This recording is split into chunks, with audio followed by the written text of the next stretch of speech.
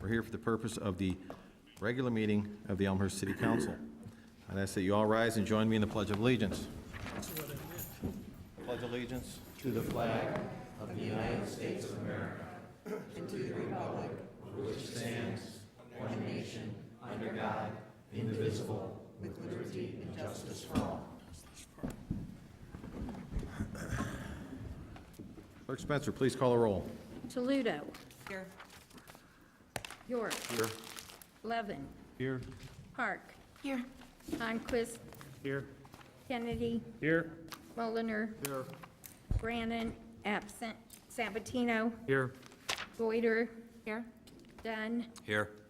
Leader. Here. Polumsky. Here. Graham. Here. 13 present, 1 absent. 13 present, 1 absent, motion carries. On to agenda item 3.1, receipt of written communications from the public. At this time, is there anybody who has any written communications they wish to submit? If so, please raise your hand. Anyone in the audience, any written communications? Mr. Maizinga, you have written communications?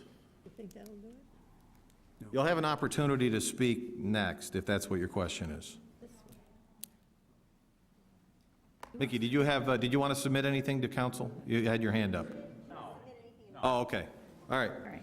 So, any written communication? Seeing none, I will go on to public forum.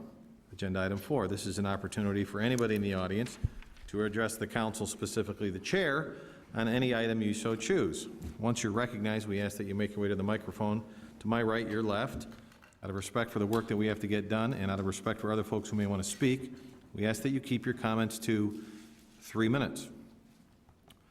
I will keep time. If you go over 3 minutes, I will give you a gentle reminder and ask you to wrap up. Clerk Spencer, at this time, has anybody signed up for public forum? Yes, Mayor. I'll start with Sue Whitworth, 105 South Arlington. Hold on one second, Ms. Whitworth. I forgot to mention, we are recording. State your name. Please state your name for the record, and address is optional. Ms. Whitworth? I am Sue Whitworth. I'm at 105 South Arlington, Elmhurst. I'm also president of the League of Women Voters of Elmhurst. And tonight, I wanted to remind everyone that as part of our program of the League of Women Voters, we observe public meetings conducted by the city, the park district, school district, and library board. And we appreciate the information provided by the city on the website, including meeting agendas and documents for those meetings. The dedication by the committee and the council members is commendable. That being said, there is great concern over how the city of Elmhurst has been less than diligent in following the guidelines of the Open Meetings Act. Some of these are the fundamental guidelines may be viewed as tedious, however, should be respected and followed. While we understand there are occasions to conduct closed session meetings, those reasons should be clearly stated, voted upon, and those votes recorded. Minutes of meetings should be taken, however, not always viewed and approved, even though they have been taken. Not following the act of the letter has brought us under the attention of the Attorney General's office with an investigation, which then requires a reply from city attorneys, and precious time and resources are going towards the cleanup of what should be done regularly as basic protocol. Our hope is that this is a wake-up call to the leaders to refresh and have a refresher course on the Open Meetings Act by committee members and city council. And I'd also like to invite everyone that next Thursday, April 26th at 7 o'clock at the Elmhurst Public Library, we will be hosting an event with the Elmhurst Cool Cities Coalition for our Earth Day community program, our water supply, and our connection to Salt Creek. And this program is open to the public, and all are welcome. Thank you. Edgar Powell, 159 South Cottage Hill Avenue, apartment 314.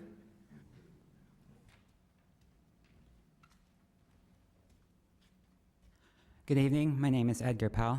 As the clerk stated, my address is 159 South Cottage Hill Avenue, apartment 314 in Elmhurst. So 5 years ago, a little over 5 years ago, this council received a letter from the Office of the Illinois Attorney General. In that letter, the Public Access Bureau concluded that the council violated the Open Meetings Act in connection with 2 closed session meetings. At that time, there was a lot of great controversy and public outrage, and some would say even a sad day for the City Council. At that time, Alderman Levin, then Acting Mayor Levin, stated that what distressed him the most was the fact that the circumstances called the very integrity of the City Council into question. Sadly, you find yourselves in similar circumstances today because you are the subject of not one, not two, but 4 open investigations by the Public Access Bureau. The allegations are wide-ranging and point to several procedural and legal errors by committees over the years. In particular, first, committees have not been approving their minutes for well over a decade. Therefore, we are unable to verify or get official records on whether the minutes are true official records of what was discussed and decided. Second, the committees have not properly recorded roll call votes on whether to enter into closed session. Third, the Finance Committee improperly entered closed session on January 8th of this year. And fourth, several committees have not reviewed closed session minutes semi-annually as required by law, nor have they determined whether they may be released. And this is especially concerning because there have been an abnormally high number of closed meetings in 2017, in particular relating to land acquisition and pending, probable, or imminent litigation. If the committees don't review these minutes, then you're ultimately hiding a lot of information from the public, so I ask you to review these right away. Overall, I'm very stunned, for lack of a better word, just very stunned that the council has had so many violations over the years, and clearly things must change. As such, I ask you to consider the following actions. First, acknowledge the investigation and describe the steps that you're taking to address these matters. 2, review the procedures and protocols of the Office of the City Clerk and other relevant departments. The City Clerk is also the Open Meetings Act officer for the city, so the clerk is responsible for ensuring compliance with the Open Meetings Act, in addition to properly maintaining records, which include minutes of meetings. Third, I request a thorough, independent review of committee proceedings. Perhaps you can bring someone from the outside just to take a look at what you're doing, make sure that you're following all the proper protocols. And fourth, all elected officials, and perhaps even the committee liaisons or other staff members if they so choose, all of you should be retaking training on Open Meetings Act just to provide some refresher course on the requirements. In closing, I'd like to thank the committees for beginning to take steps to address this matter during your meetings last week, and I ask for your continued cooperation and commitment to avoiding further violations of the Open Meetings Act. Thank you. Claude Paga, 566 West Gladys.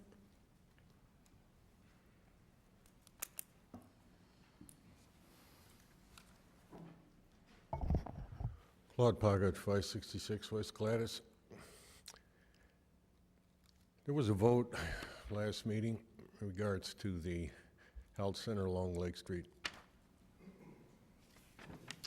The residents of that area came before a committee, presented their case. Didn't realize how long they did present their case, 18 months, a long time. This council has voted in rules on how they should prepare themselves to address a committee, and they did. Let alone the individual that desired something failed to meet certain requirements. And let alone that committee turned around and said, fine, they're going to get their building. The residents, well, they're just residents. The city spends an ungodly length of time developing zoning, building codes. Let alone the mayor says this council operates by committee. So if a committee says we're going to change it, council votes just as they did at the last meeting in regards to these people in this health facility. They followed the rules as this council voted on them. But let alone they failed.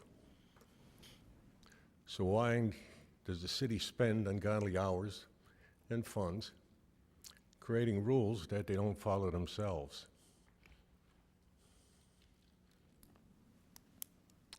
I really don't understand. You set the rules, And then you modify the rules because the rules don't really mean what they say. Then why create the rules at all? Because once a committee says something, I've yet to see any member of this council put up any real objection, maybe one. And it's not just this issue, it's issue after issue. So we spend a great deal of money, set up rules, people follow the rules, then the council says, well, we'll just modify the rules. You can't keep on doing it. So I wish you'd do something to follow your own rules.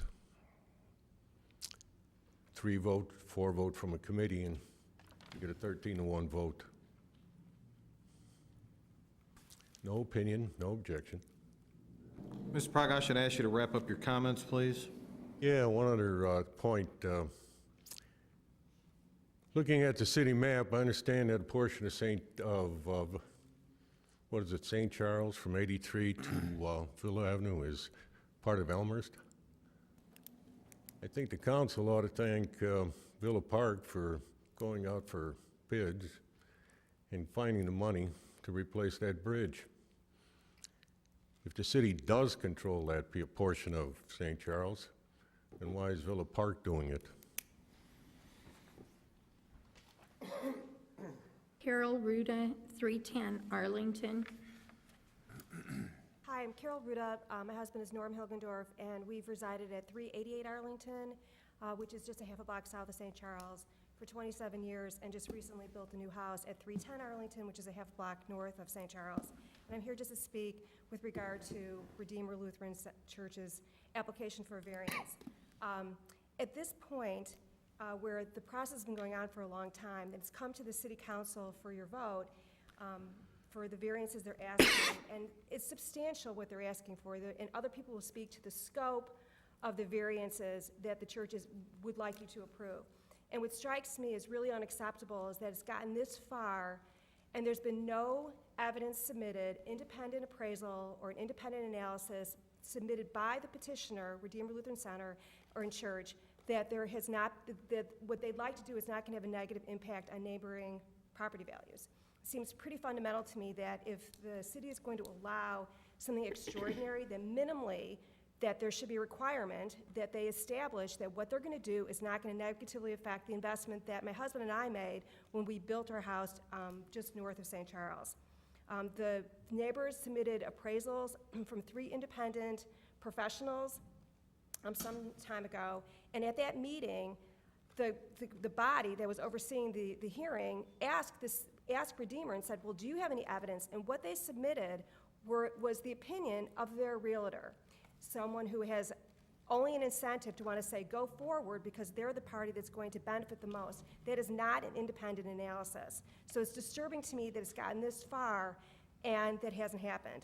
The second thing is I think that there's been an inadequate assessment of what's going to happen with traffic. The maps that I've seen and the analysis with regard to traffic cannot adequately take into consideration the jog in Arlington as you head, right at St. Charles. And as a neighbor who has driven up, across St. Charles Road many, many, many times in the past 27 years, there's a flow of traffic. It's not a straight shot. So when they want to build a parking lot that's going to dump cars straight onto St. Charles, which is very close, if not directly across the street from the south side of where Arlington is, it's going to affect traffic in a negative way, and that needs to be assessed. And the third thing is that no matter what decision is made, one issue that very specifically that I think I have as a neighbor just on the Arlington side, north of St. Charles, is that when we built our house, which we just moved in January, we had to have a 50-foot setback from the sidewalk wherever the lines are because to meet the other houses that were on the block. And depending upon what happens with the depths of the lots, if Redeemer's allowed to build on the west side of Arlington, is I want to make sure that they are bound by that 50-foot setback. And the code, the zoning regulations as they currently exist, says that it has to be the average of the houses on the block, which would be 50 feet, but in no event could it ever be more than 40% of the depth of the lot. So if it turned out those lots were short, they could actually have the house, you know, maybe 10 or 15 feet, whatever it is, closer to Arlington than what I had to build at, which is going to end up with this wonky situation going on. That if they have, I guess it's 5 lots on Arlington, I don't want to see 5 houses that are at 35-foot setbacks, and my house and the other, there's 5 houses that are currently there at 50 feet. And so if there are conditions put upon their building, and if they're allowed to have these variances, it seems to me that despite what the current zoning rules and building codes are, that there's no reason why the city council can't act to say that in no event, no matter what happens, whatever houses are built have to be at 50 feet. Because I shouldn't have to, it's obvious, okay, to have a street that with 5 houses like this, then 5 houses like this, is not a good outcome, and could negatively affect my property values, and I don't think that's right. Doug Manning? Hi, my name is Doug Manning. I live at 320 South Kenilworth. First of all, thank you, Mayor and Alderman, for your attention and your time. I wanted to speak about the Redeemer zoning and variance request. And really, I think it's important to not get into the weeds, but look at the massive scale of what they're looking to do. So they are essentially looking to create a whole subdivision of homes here, and what they're asking for are not 1 or 2 foot variances here and there. They're asking for unprecedented variances in a residential community in Elmhurst, one of Elmhurst's best and most attractive residential communities. It's also important to point out that there is something that we're looking at where the Zoning Commission, which has had 2 sets of hearings on this issue, voted unanimously on 2 of their points to reject it.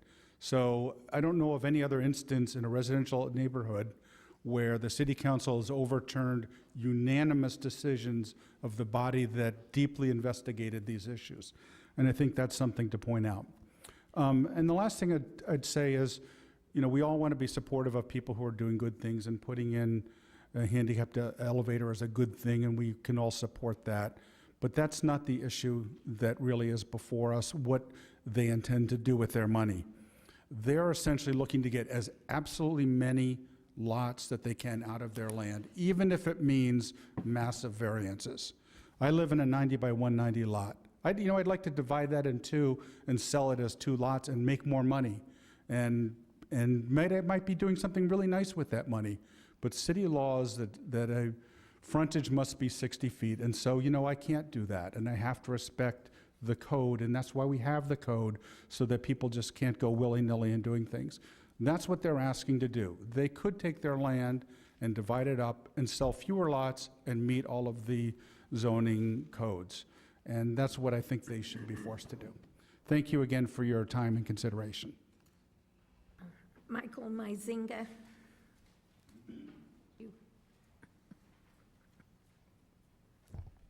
Thank you.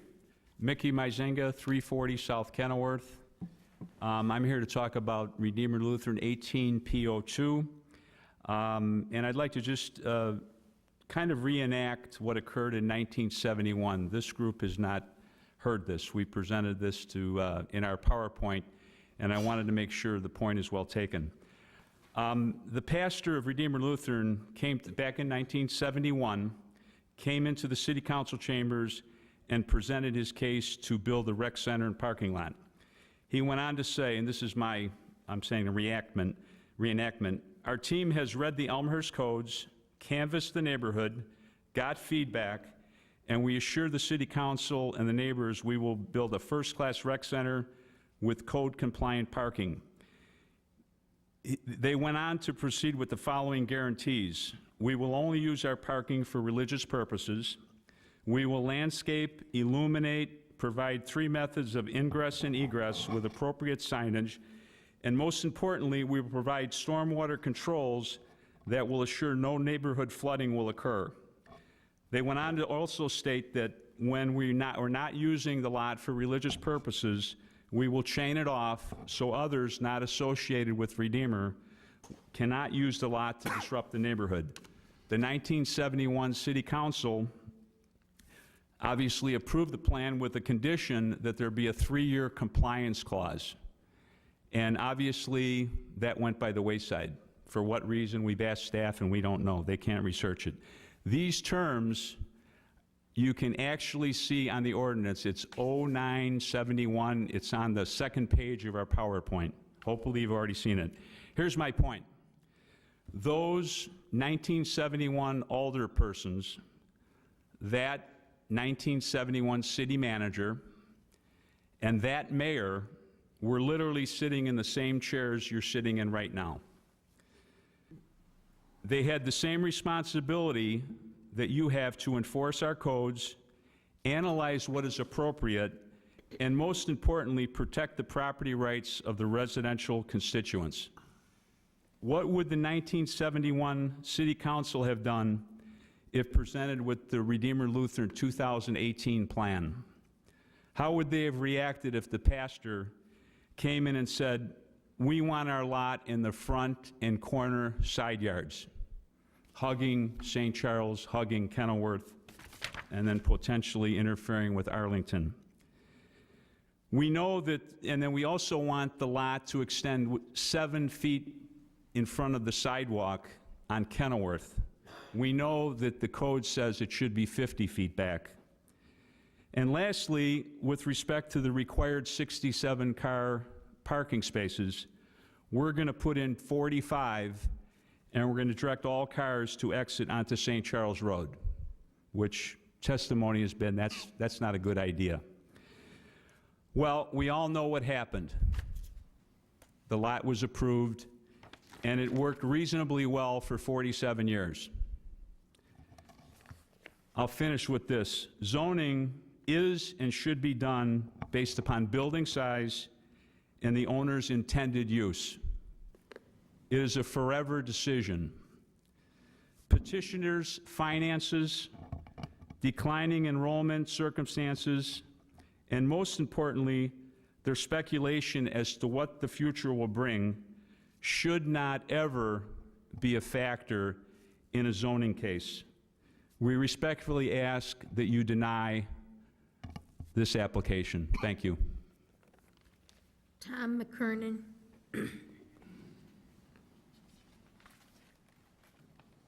Tom McKiernan, I'm at 156 East St. Charles.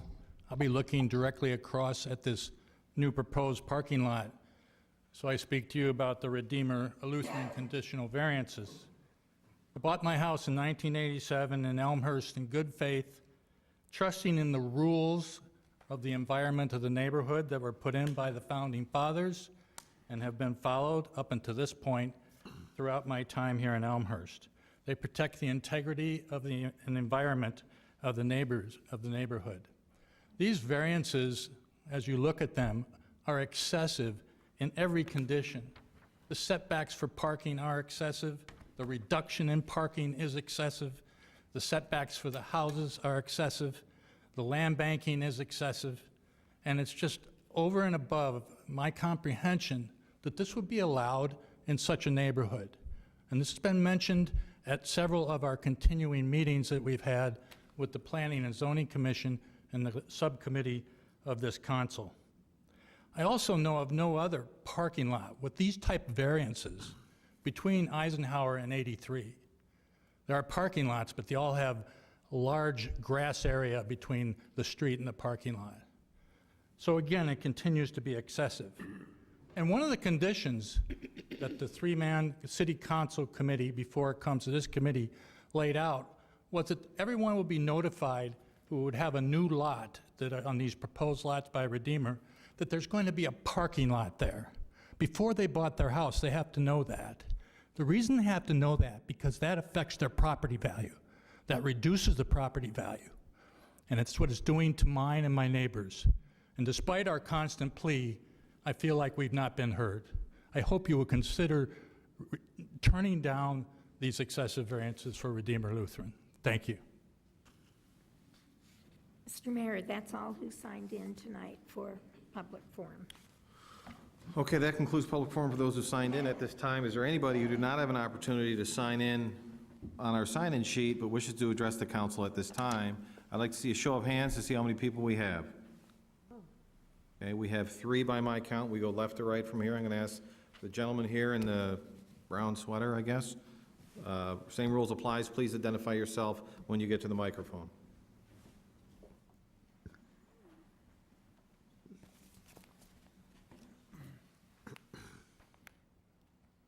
Good evening. My name is Jim Hauser. I live at 140 East St. Charles Road, right next door to Dr. McKiernan, who just spoke. And I didn't really prepare any comments other than I'd like to echo Dr. McKiernan's sentiments. They reflect mine exactly. My property faces directly the Redeemer Lutheran Center, and I'd be looking out at that parking lot. When I bought my home, I never anticipated that. And that's certainly going to negatively affect my property values. So I hope you will reject their application. Thank you. Okay, two gentlemen over here. I think take the one in the back, and then Mike can go last. Brian McKiernan, 273 South Kenilworth.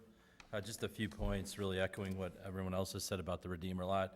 First, I'd like to ask Alderman York to recuse himself. I think it's a clear conflict of interest. I feel like as a neighborhood, I feel severely underrepresented by Alderman York's clear conflict. Next, I think the fact that Redeemer has never reached out to any of the neighbors to find a solution that would work for both the neighborhood and Redeemer, to me is clearly a fault of the process here, that we could possibly find a solution that would be acceptable to get the actual requirement that the church wants and have the neighborhood's needs respected.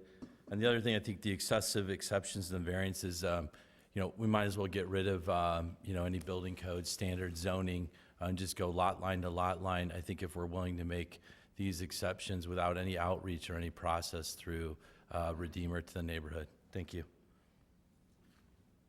Okay, last one.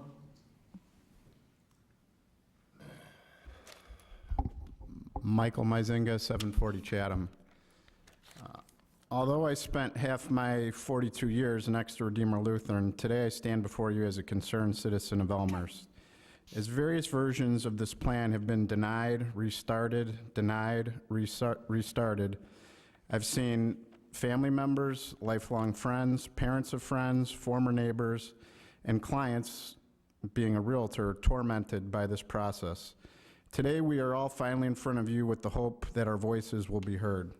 The neighbors' home values will be damaged and their lives and neighborhoods will be changed forever. As a citizen and an Elmhurst resident, I'm very concerned with the precedent this case will set if allowed to move forward, with complete disregard for the city code that are intended to protect our rights and property values. I think when most people buy a home, it's their single largest investment. I also think it's a safe assumption that these people believe that a neighbor can't seek relief of 60 to 80% from city code to monetize their property in the maximum way possible. The city, ZMP, DPZ, and you, our elected officials, are relied on by 44,000 plus residents to protect our rights. Since 1971, Redeemer, its rec center, current parking lot, and its abundant green space have been part of this great, historically significant part of town. To say this plan doesn't alter that great character couldn't be further from the truth. Lastly, I understand times change, and this town has changed dramatically over my short life. But as a realtor, our residential neighborhoods are all unique, all have unique character, and is what makes this town such a good fit for so many. Through my career, I have seen homeowners want to split lots through by as little as 1 foot variances and have seen them get denied. I even currently have a property for sale 1 block from Redeemer on the corner of St. Charles and Cottage Hill that by size is subdividable into 2 lots. When we asked city staff if we could potentially subdivide this lot to maximize its value, we were told that we would have to adhere to the code. The same code that Redeemer is looking to vary by 60 to 80%. I am left with telling my client that their property will have to sell on the merits of itself, which is not a great house, and as 1 lot, and tell them that they lost roughly $300,000. So again, I ask you to carefully think of the message you are sending with tonight's decision. Thank you. Okay, anyone else who not have an opportunity to sign up but wishes to address the council at this time, please raise your hand. Seeing none, that concludes public forum portion of this meeting. Agenda item 5, any announcements? Any announcements from the dais? Alderman Palomsky. Thank you, Mayor. I'd like to announce that on Thursday, May 3rd, at 7 until 8 p.m. at Elmhurst Public Library, the Elmhurst Commission on Youth and Elmhurst Police Department will be hosting Vaping and E-Cigarettes, What Parents Need to Know. So it's an overview on youth vaping, but also the new ordinance that was passed by City Council, and an opportunity to provide education for our community. All are welcome, and it's not a library-sponsored event. Okay, any other announcements? Seeing none, we'll go on to the consent agenda. At this time, is there any item on the consent agenda any alderman wishes to have removed, to vote no or provide additional comment? Alderman Bram. 6.14, 6.16.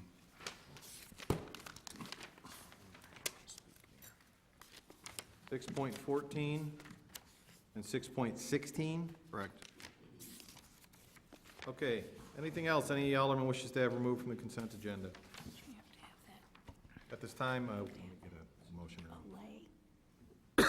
At this time, take a motion to approve the consent. We'll consider a motion, we'll entertain a motion. You got me all mixed up here, city attorney. At this time, I will entertain a motion to approve the consent agenda minus items 6.14 and 6.16. Motion by Alderman Deuter, second by Alderman Graham. Before I ask for a vote, City Attorney Storino needs to read a statement into the record pertaining to one of the items still on the consent agenda. Yes, thank you, Mayor. With respect to item 6.21, a resolution approving and authorizing the execution of a settlement agreement, I'd like to point out that this is a settlement agreement involving a property damage case, a piece of litigation filed by the property owner located at 260 West Grand Avenue versus the City of Elmhurst. This property damage claim has been settled in the amount of $25,000, and that amount appears on your agenda, that settlement agreement appears on your agenda under item 6.21. 6 point what? 6.21. Okay. I will now ask Clerk Spencer to call a vote on the motion of approving consent agenda minus items 6.14 and 6.16.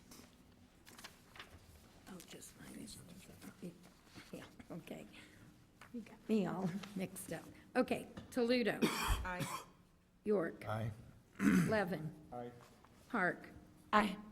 Honquist. Aye. Kennedy. Aye. Muller. Aye. Brennan, absent. Sabatino. Aye. Deuter. Aye. Dunn. Aye. Leader. Aye. Palomsky. Aye. Graham. Aye. Call everybody. Okay. 13 ayes, 0 nays, and 1 absent. 13 ayes, 0 nays, motion carries. Consent agenda minus items 6.14 and 6.16 is approved. On to agenda item 6.14. This is a report out of Public Works. Clerk Spencer, I'd ask that you read the recommendation. It is therefore the recommendation of the Public Works and Buildings Committee that the 33-foot by 617-foot right-of-way as shown on the attached drawing be vacated for the terms issued above, and that the city attorney be authorized to prepare the necessary documents for council approval. Signed by Marty Deuter, Vice Chairman, Norman Leader, unsigned by Jim Kennedy, Chairman, Michael J. Bram. Okay, to put this before council, I'll ask for a motion to approve the report and recommendation as read. Motion by Alderman, Deuter, second by Alderman Graham. Sorry, well, that's okay. So we have a motion before us. I called on Alderman Deuter because Chairman Kennedy, I know you were out for this meeting. That's correct. So Alderman Deuter, you wish to contribute to the conversation? Sure, thank you, Mayor. This report is related to a strip of city-owned land that is about 33 feet wide, 600 feet long, It runs parallel to Route 83, and it is to the east of 3 properties that actually front 83. So it's those 3 properties, and then we're talking about a strip of land parallel to 83, but behind those. Over a period of time, those 3 properties started using the city-owned land, and this became known to the city as the city started plans for the Southwest Wet Weather Facility. The city had a dispute related to ownership. Some of the properties, at least one of the properties that had been using this land, believed that they should in fact own the land. The city entered litigation to make it clear that the city owned this land. So the city prevailed in that litigation, and in the process incurred legal fees of about $60,000. So subsequent to that issue being resolved, one of the property owners that fronts 83 approached the city with a proposal to buy this strip of city-owned land. It is, the report that's before us outlines kind of the terms that were negotiated by staff and the city attorney. You will see in the report that the purchase price is $5 per square foot, roughly comes to about $100,000 for a purchase price. The value of this land was affected by a couple different things. One is that the city required, and the purchaser will agree to, a permanent easement for the city. So the city right now, we have our Southwest Wet Weather Facility that is adjacent to this strip. So we'll need at times, we may need overground access to be able to get vehicles back to that facility. We also have a sanitary sewer force main that will run underneath this parcel. So for going forward, the city will have a permanent easement to that land. And the land that we're talking about is also in a floodplain, so the purchaser will agree to comply with all of the necessary stormwater and floodplain requirements. As part of this proposal and the report before you, the purchaser has also agreed to reimburse the city the full cost of its legal expenses that were incurred during the period of litigation, and that's about $60,000. So, my conclusion is that the city will continue to have that access that it needs to the force main and the Southwest Wet Weather Facility. The city benefits by the purchase price that's being proposed, the payment of the legal fees, and the property taxes that will be generated by this parcel going forward when it's privately owned. So we ask for your support. Okay, comments? Alderman Kennedy. Thank you, Mr. Mayor. While I was not at the meeting, I did review this ahead of time for the committee and again before this meeting, and I am in favor of this report. Thank you. Okay. Alderman Braham. Thank you, Mr. Mayor. In regards to this vacation request, Alderman Deuter did an excellent job summarizing what is before us and what is being proposed by this report. There's many concerns that I have. I want to do one clarification immediately. Bullet item number 2 on the report says city retains a permanent easement for utilities underneath the parcel of land. Nowhere in this report does it state that we will have an easement for access to the Southwest Wet Weather Facility. It just says that we will maintain an easement for access if we have any reason to do any updates to the sanitary sewer that would, as proposed, would be underneath this parcel of a private driveway.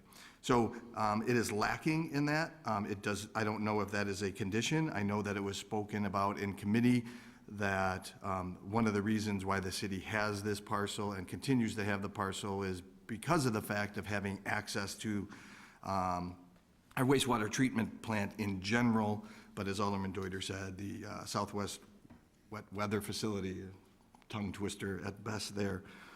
The other concern in regards to what is written is just the dollar amount. I would think that some of the individuals who spoke here tonight would love to be able to purchase any land for $5 a square foot. And as Alderman Deuter pointed out, that's roughly a little bit over $100,000. $100,000 for 20,361 square feet. Now, this isn't a residential lot. This isn't anything that can be subdivided, but it is something that would be beneficial to the petitioner in this case.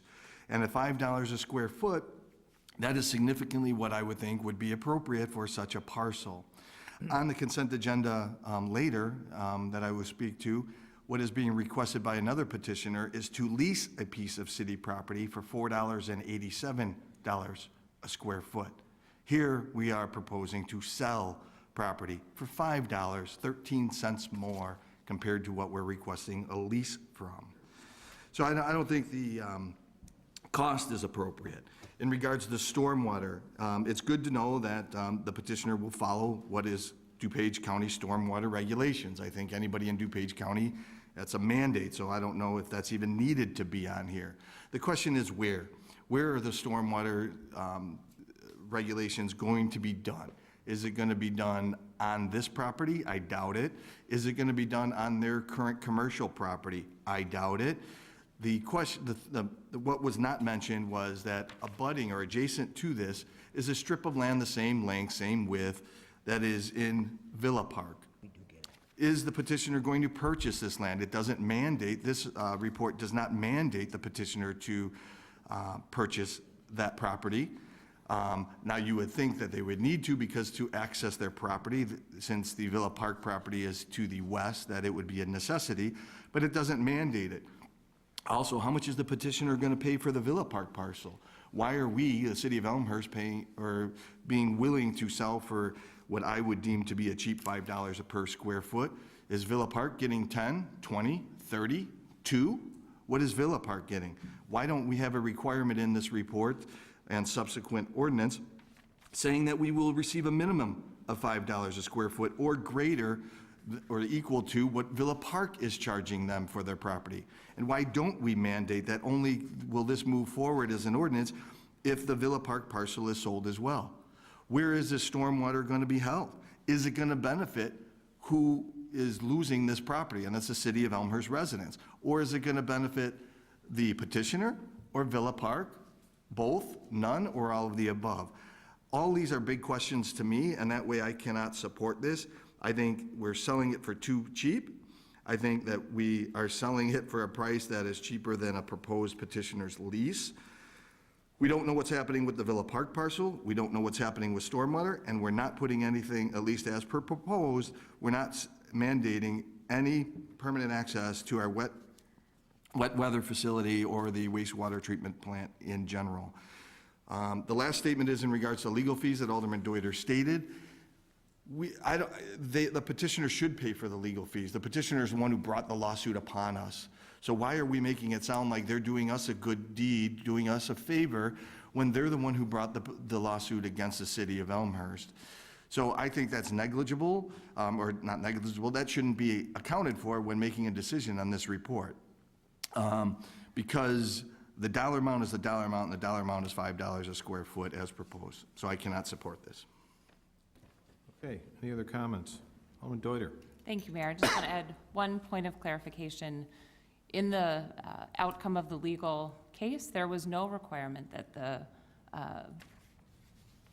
the other side in that case pay our legal fees. It would be nice if every time you lose a legal case, the loser pays the fees. That's not the way it works. So this is, in fact, money that the city would have no way to be reimbursed for, but through as an element of this agreement.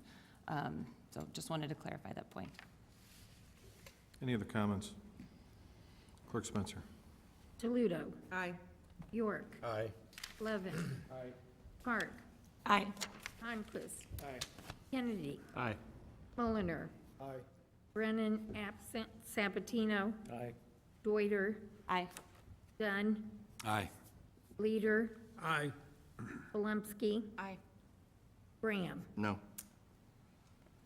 12 ayes, 1 nays, 1 absent. 12 ayes, 1 nay. 12 ayes, 1 nay, motion carries. Agenda item 6.14 is approved. On to agenda item 6.16. This is a report out of Public Works. I'd ask Clerk Spencer to read the recommendation. It is therefore the recommendation of the Public Works and Buildings Committee that the tower construction and lease agreement between the City of Elmhurst and Verizon Wireless for construction of a monopole communications tower at 910 North Addison and an associated ground lease be approved, and that the city attorney be authorized to prepare the appropriate city council documents. Signed by Marty Deuter, Vice Chairman, and Norman Leader. Unsigned by Jim Kennedy, Chairman, Michael J. Bram. Put this before council and ask for motion to approve the report and recommendation as read. Motion by Alderman Deuter, second by Alderman Bram. Alderman Deuter. Thank you, Mayor. This report is related to a city-owned parcel at 910 North Addison. This site is mainly used for fire department training by the city of Elmhurst for its firefighters and for neighboring municipalities. Verizon wants a tower in this area of town. They came to the city with a proposal where they will build their communications tower on this site and then give the deed over to the city. So going forward, after construction, the city would own this tower. Verizon will lease ground space and antenna space from the city and will pay rent. The city can use this tower going forward for its own communication purposes, and also will have the ability to rent antenna space to other cellular service providers. If any were interested, we would be able to charge them rent and keep that revenue as well. The term of this proposed lease is 10 years for the initial term with 3 5-year renewals. The rent that the city will collect will be $18,000 in the first year, and if this lease were to go the full 25 years, it would be $61,000 in year 2025, so it's an amount that increases every year. I think this is a good opportunity for the city to maximize use of its assets and to generate revenue. I think this is a good benefit to Elmhurst residents, and I ask for your support. Okay. Any additional comments or questions? Alderman Bram. Thank you, Mr. Mayor. As I referenced earlier in the previous agenda item, this is the petitioner who is making a proposal. Essentially, they're proposing to build the monopole antenna, which is 110 feet, which I think would either be the first or second tallest in the city of Elmhurst. I'm not sure. I didn't look up the other monopole antenna that we also have on the north side of town. But it is definitely one of the taller ones being proposed. In regards to selling off city property, I am not for that. When we did move the fireman's training tower in this location, it was stated that that was the reason for moving it in location, for the fire training tower, nothing else. And now, albeit the petitioner is said to have come to the city, selling off public land to make a few dollars, I don't think is appropriate in this case. I don't want to have money come before everything else. I'm not saying that $18,000, as Alderman Deuter stated, for the first year is negligible. But this is something that I don't feel is a need. I think it also goes against the comprehensive plan. What used to be known as the industrial park, where this is proposed, has over the last, 5+ years, has been renamed the business park, and for many reasons, but one of which is because we are trying to get it away from the stigma of being an industrial park and develop it as a business park. We are now kind of reverting and going back and forth and utilizing this as more of an industrial park. Let's throw up a whole bunch of antennas here. This isn't the first. There was one earlier, about 5 years ago. Elmhurst Hospital at the time put up an antenna, I don't believe of this height, but put up an antenna in the same area where they have a facility in the same location. So if we really want to turn this into a business park and really have it be office space, business space, then I think this proposal is going in the opposite direction when we're selling city land, or a portion of leasing city land for the benefit of this one petitioner. The average cost is about $4.87 a square foot for a lease. In the report, it states on the first page, the last paragraph, the last sentence, this tower will also be used to place city-owned antenna on top for future radio or other communication needs and for our water meter reading system. That's, in my view, not an accurate statement. We discussed this in committee, that there is no need to date. There could be a need in the future, It does state more definitively that it will be used, but there's no need. Right now, our water meter system, which is relatively new, is operating fine. And even if it wasn't operating fine, this would only be helping such a small subsection that this wouldn't be justification, in my opinion. Lastly, we're also giving access, even though it is the fireman's training tower, and I don't believe, not that I know for certain, but I don't believe that there's anything of sensitive material there, but we're providing a private entity unlimited access, 365 days, 24 hours a day, 7 days a week, access to this on the firemen's or the public space. And that is what they mandate. Working in this industry for almost 20 years, they do mandate 24-hour, 7 days a week, 365 days a year access. And I don't know if there's a need to do that on public property. So with all that said, with no current city need whatsoever, yes, we would collect some additional revenue a year, but I can't support this. Okay, any additional comments? Clerk Spencer. Toledo. Aye. York. Aye.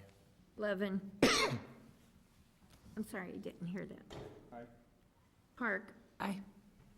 Conquest. Aye. Kennedy. Aye. Mulliner. Aye. Brennan, absent. Sabatino. Aye. Reuter. Aye. Dunn. Aye. Leader. Aye. Palumski. Aye. Graham. No. 12 ayes, 1 nays, 1 absent. 12 ayes, 1 nay, motion carries. Agenda item 6.16 is approved. On to agenda item 7, committee reports. So report out of committee, out of finance. Clerk Spencer, I'd ask that you read the report, read the recommendation. It is therefore the recommendation of the Finance, Council Affairs, and Administrative Services Committee that the City Council approve the intergovernmental agreement to become a member of Government Insurance Network, signed by Kevin L. York, Chairman, Mark P. Sabatino, Vice Chairman, Tina Park, and Mike Brennan. Okay, to put this before council, I'll ask for a motion to approve the recommendation, report and recommendation is read. Motion by Alderman York, second by Alderman Sabatino. Alderman York, your report. Thank you, Your Honor. First of all, I'd like to just take an opportunity to thank a few city staff for their work in this endeavor. Finance Director Tom Terzine, Assistant Director Lori Hayes, and Valerie Johnson from Human Resources. I think all of us up at the dais have at one point in our careers said, wouldn't it be nice if we could figure out a way to co-op with other communities to perhaps save the city some money on some services? And voila, you have that before you here tonight. This is a good proposal, something that city staff has worked very hard on, and the Finance Committee has been involved in since day one. When they first learned of this, they brought it, and we've kind of been following along as we go along here. We're working with 7 other communities. It was 8. We suspect there will be more that may want to join as time goes on. But the report lays out the essence of the agreement, and that we could likely save almost $250,000 a year in insurance premiums through the advantages of this network. So if there's any questions or anything that anybody would like to have explained further, I'd be happy to do that, but I think this is a really good instance of city staff continuing to work and figure out ways to save the taxpayers money and get more bang for the buck. Ask for your support. Thank you. Any comments or questions? Oh, I'm sorry, Alderman Honquist.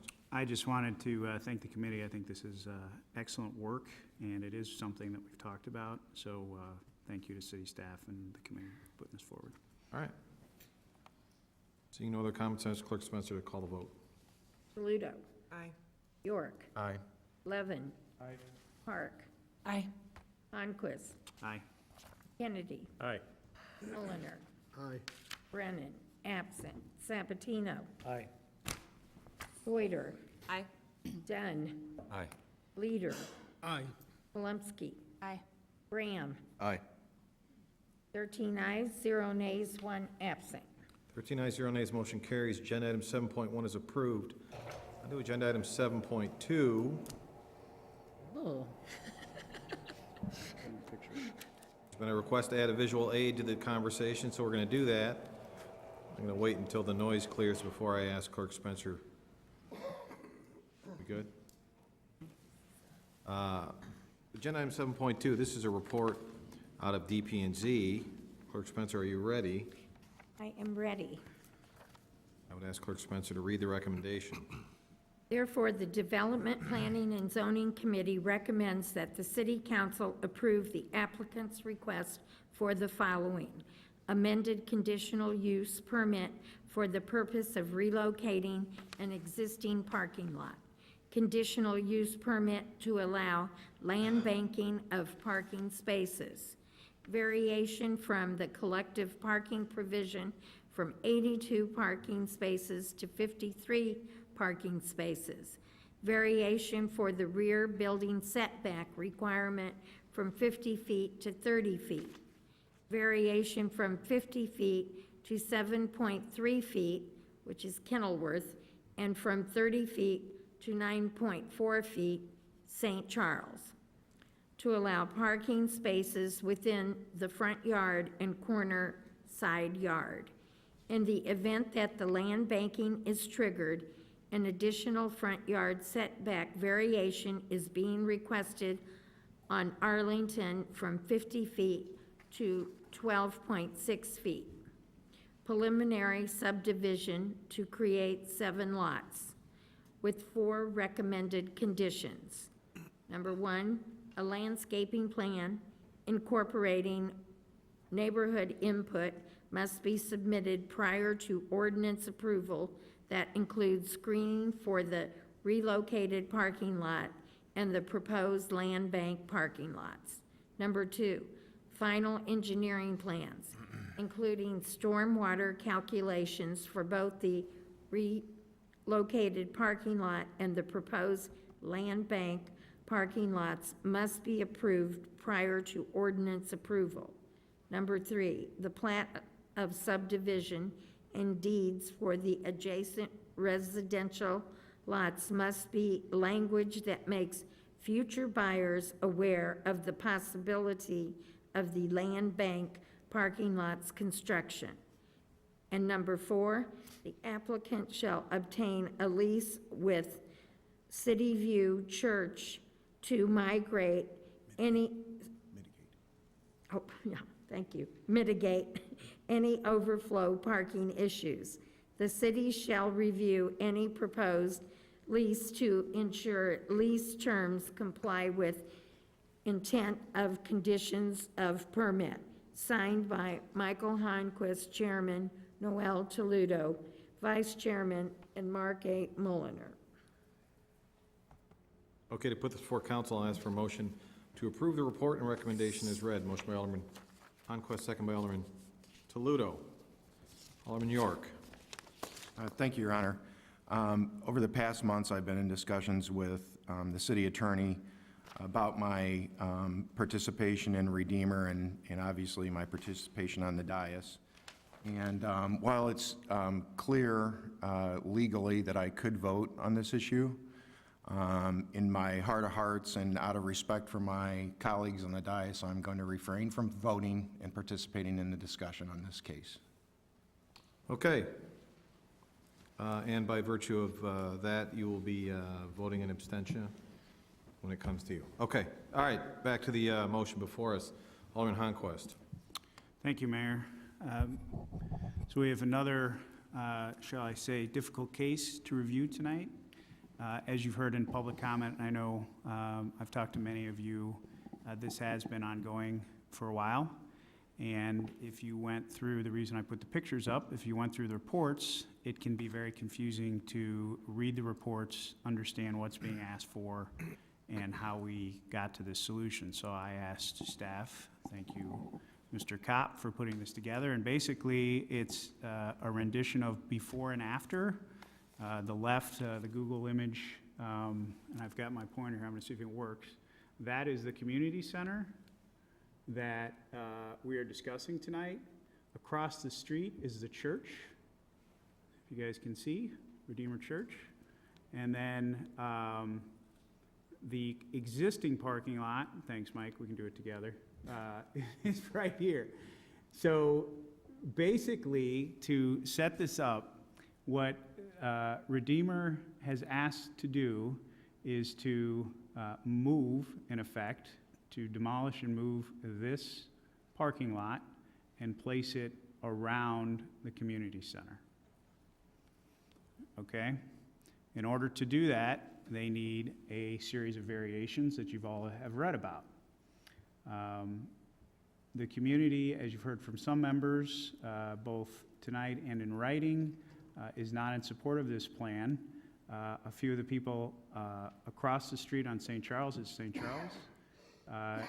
not want the parking here. And some of the neighbors down the street have been concerned about parking. So the first thing I was going to address tonight, which the commission struggled with, I think primarily, is the issue of parking. The point of the parking that I want to start with is that there is currently a leasee of Redeemer, and if any of you know the Redeemer Community Center, there's a basketball court in here and some other facilities. For those of us who've coached basketball, you might have had practices there. And generally, it's used for a variety of different services of the community, like that or other things. This particular group, I think, is a choir. And when this choir comes, I think it's normally on Monday nights. They take up a lot of the parking here and then some on the street. So in initial discussions, there was big concern that if we're going to vacate this parking and then move the parking, are we going to have enough spaces for the choir in this case, or maybe in the future, even if the choir were to go away, would there be enough capacity? And that was the first issue from a variance standpoint that we had to get past, because we didn't feel like it's, something that we should burden the neighborhood with, which is excessive parking, or excessive traffic, or cars parking on their street. So I start with this to say that as of right now, there's only one instance of this happening on a regular basis, and that is this particular group. Redeemer has offered to potentially end that lease, but again, to earlier comments, and being as conservative as possible, if they were to end that, and then we were to approve this, and then they brought somebody else in, we would still need to solve for parking. So effectively, what you're seeing on the right side is where the parking would go. This is Kenilworth here, and this is St. Charles here. I don't know if you guys can read that. It's tough. So the entry and exits would be on either side. So they'd be moving from the two neighborhood streets, Arlington and Kenilworth, to basically Kenilworth and St. Charles. So I just wanted to kind of set that up first. So in the new configuration, basically this area all becomes a parking lot. These then lots, as you're seeing here, you're seeing on this side, would then be sold and become residential lots. Redeemer would like to do that. There's been a lot of discussion of rights, and I'd just like to remind everyone that I believe Redeemer has rights here too. They own the property. I've also heard comments of people not being able to sell their lots. We have this process for people that of any landowner that can come before the city council and look for a variance if they want to do something that's beyond our code. And this is a situation where, as a landowner, they have a right to have us hear this case. So having set that up, this is effectively what they're trying to do. They're trying to sell these lots. If you've driven by there, you can see that there's signs up that they're basically, those lots are already sold, most of them. I think there may be the one next door is not. I don't remember or have a understanding of what's gone on in the most recent past. But these lots would all be sold and turned into residential lots. I'll also remind my colleagues that these are all sizable lots. You can see there's 60 up front, which are some of the wider lots we have in town. And I can't remember exactly how deep they go, I can't read right now. What is it? 150. It's 150. So these are very large lots. I can remember if it's 130 or 150. I live in a 60 by 135, for instance. So these are not, in request of the types of lots here, these are not small lots. And I think it gets very confusing when you start reading the variance reports that, well, if they're requesting a variance, then they must be doing something kind of unseemly on these lots. They're really not. They're good-sized lots. What's unique is that they're going to back up to a community center. And what's interesting, or was interesting in our discussions, is that most of the people that bought these lots, they know what they're buying. So this is not something that, we don't get cases this often where you can actually see evidence of people that have already stepped forward to purchase these. Usually that happens after this process, but this is a unique case. So we know that these folks are, in general, okay with what's going on here. And I'll start to go through the variances in a minute. But in essence, this is what is being requested of us. That Redeemer gets the variances needed to put a parking lot around their building, and that they have then the appropriate variances to subdivide these lots. And that's the subdivision variance that you've all probably read about. And then sell those lots to homeowners. One comment, too, on the value of these. As you all know, this is kind of in the center of town. These homes would be very expensive homes. So I don't think we're looking at a scenario where it's going to hurt or damage a residential neighborhood when they're going to sell multi-million-dollar homes all around the neighborhood. So that is the case.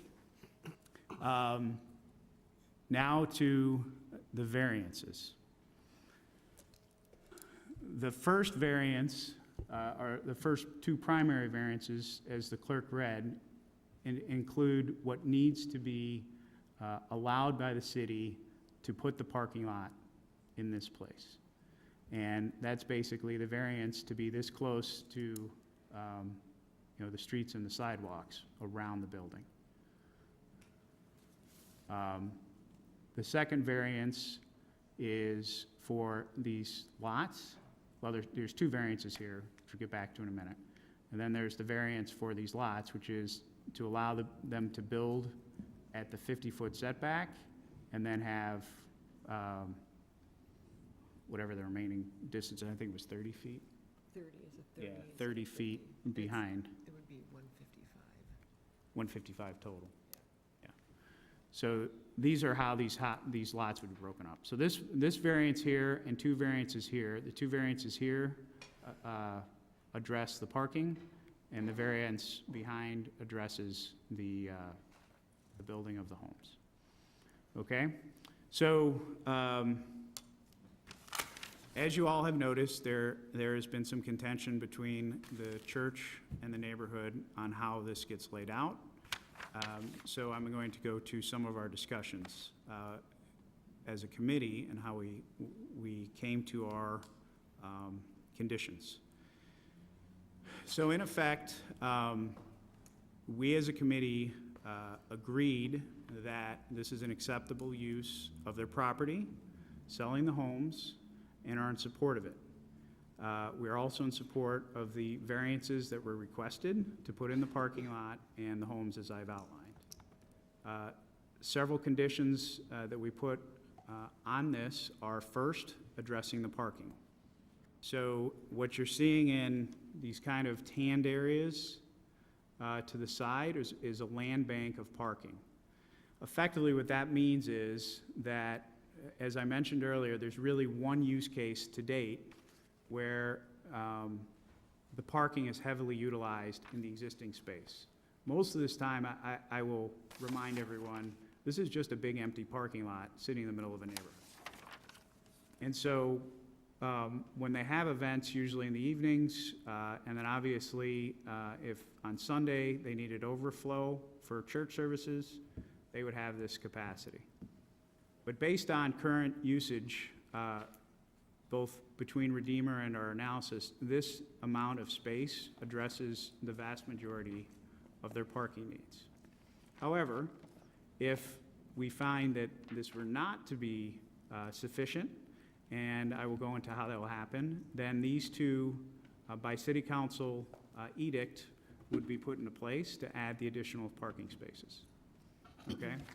That's the first condition. The second condition is that if you all look across the street, there's a very large City View Church, which has an enormous parking lot just to the west, my west, yes, of Redeemer.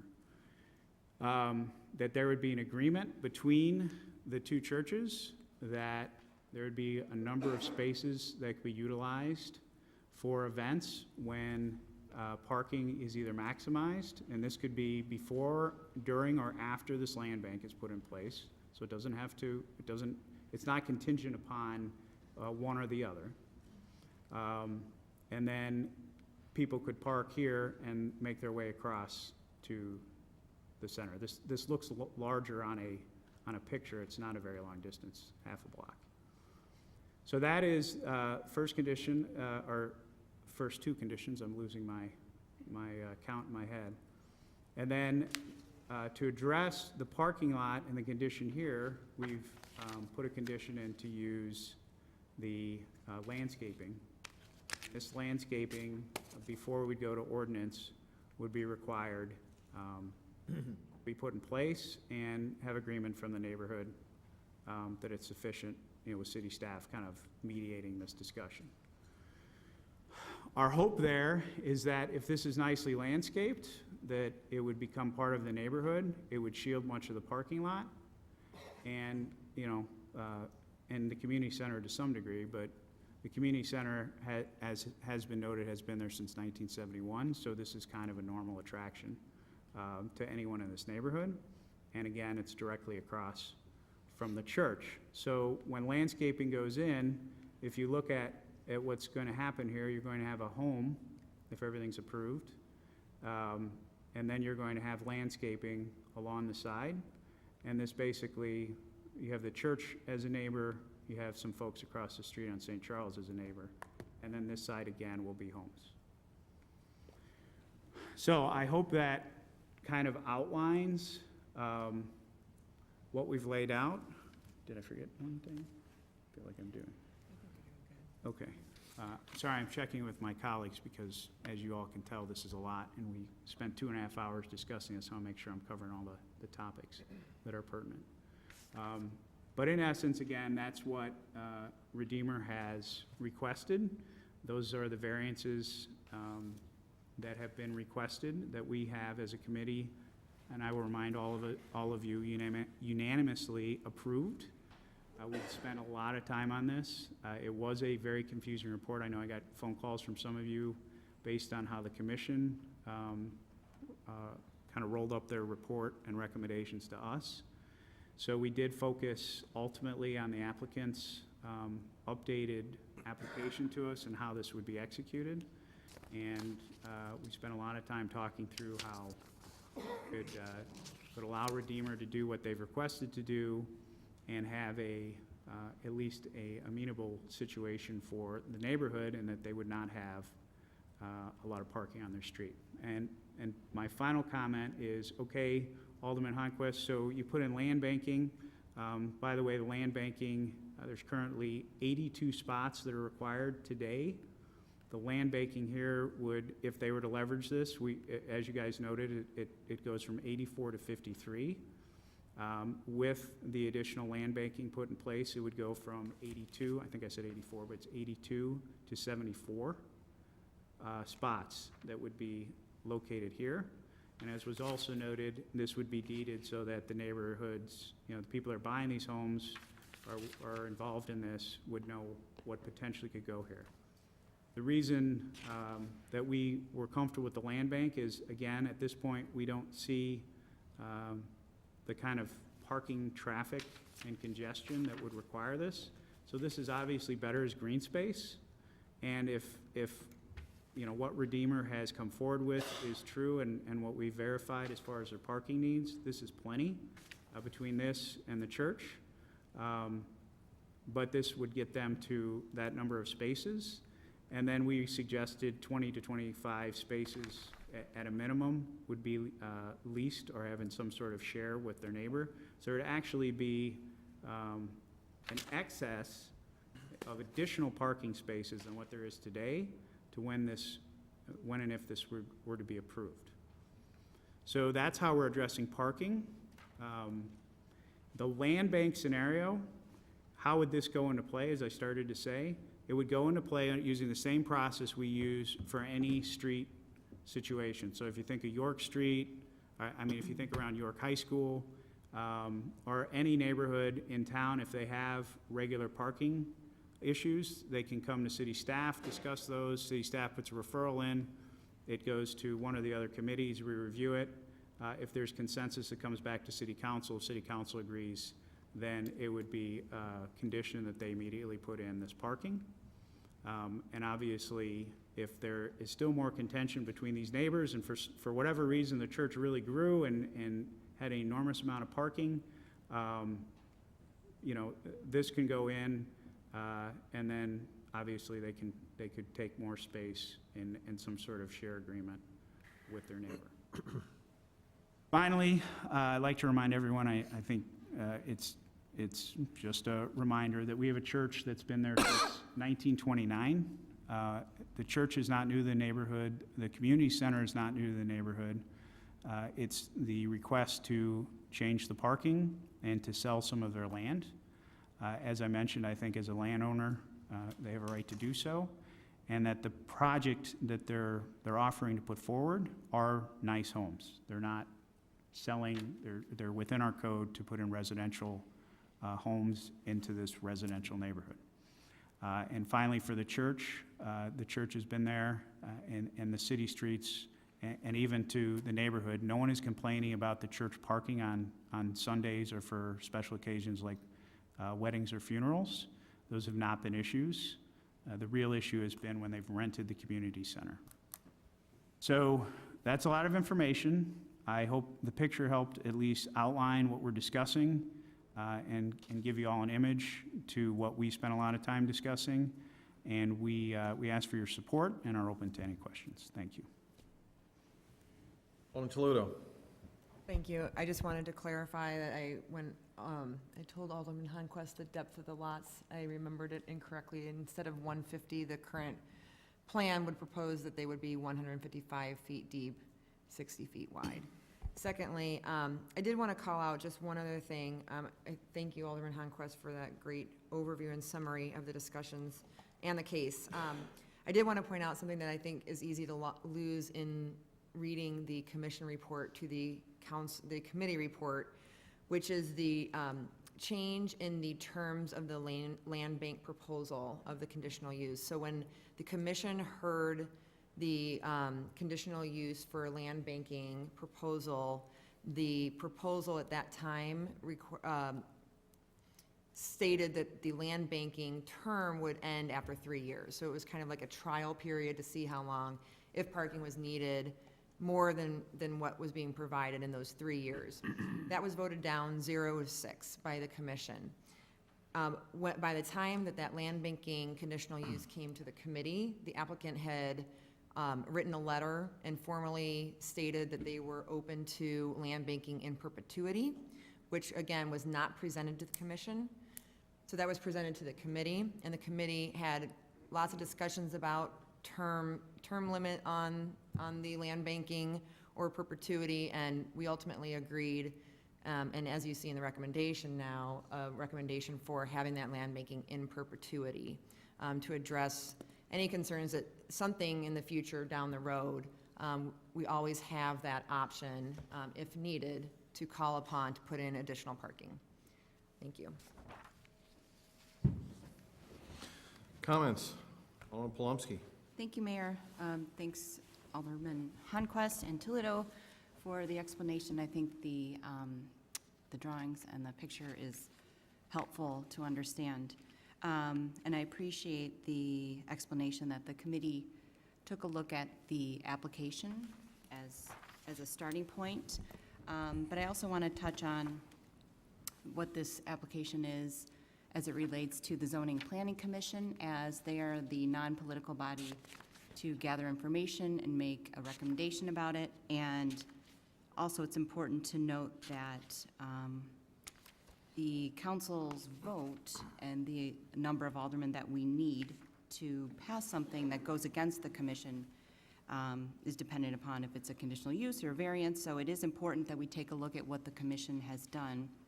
So tonight we have a conditional use permit for the purpose of relocating a parking lot, which was approved by the Zoning Planning Commission, a variation for the setbacks for the parking lot, which was approved by the commission, a variation from the parking provision of 82 required spots to 53, that was not approved by the Zoning Planning Commission, a conditional use permit to allow land banking of parking spaces, and again, I know it's different, that was based on a 3-year request at which there would be an evaluation, but that the portion, or the only request for that was submitted was not approved by Zoning Planning Commission. The variation for rear building setback requirement, so that is essentially where the property, or where the building of the community center relates to a drawn line, which would be sold off. So a variation from 50 feet to 30 feet was not approved by Zoning Planning Commission, and the associated subdivision to create the 7 lots was not approved. I'm not going to focus on the parts that were approved by the commission, so that's the conditional use to allow the parking lot to be moved and the parking setbacks. And I also want to clarify, because I've read this, in one of the papers, that the council is going to vote if the church may sell its property. So the council does not have the ability to allow somebody to sell their property or not, but what we can do is determine the appropriate lot lines. So that's how that relates to the sale. The fact that our code requires a supermajority to vote against, to vote against the ZPC recommendation for a variance raises the bar higher, and for me that means I not only need to agree that the applicant has satisfied the 3 standards of variation, but I also need to believe that some detail or circumstance has been missed by the Zoning Planning Commission. In this report, the DP&Z committee, so the Development Planning and Zoning Committee, is recommending going against the commission to reduce the number of required parking spaces from 82 to 53. Granted, I know that the proposal is to have land banking to make up for that difference, but the way it is written would be a variance from 82 to 53 spots. I believe the commission was correct in determining that Redeemer needs 74 spaces and that 53 is insufficient. The commission recommended building a permeable paver parking lot to allow for additional parking to achieve the number of 74. I can see where that could be a burden to the church, and I actually believe that number could be achieved with the documented long-term land lease, which I understand is a real possibility, but for it to be approved through the Zoning Planning Commission, documentation would need to be submitted at the front end. The committee also recommends land banking in perpetuity, and I disagree with the idea of a future council in the position of determining if and when this is necessary, especially if funds are not readily allocated and if objective thresholds are not set. I also would like clarification about this land banking without a zoning planning recommendation. I think another alderman may ask about that. This DP&Z report also recommends adjusting the building setback from 50 to 30 feet. This was not recommended by the commission. First of all, if Redeemer drew the line where a code says at 50 feet, it would be allowed, or there could be 3 lots drawn or 2 lots, and none of those lots would need a variation to build a home. But I'm reminded of a variance that was also not approved by the Zoning Planning Commission that involved a requested front porch on Larch.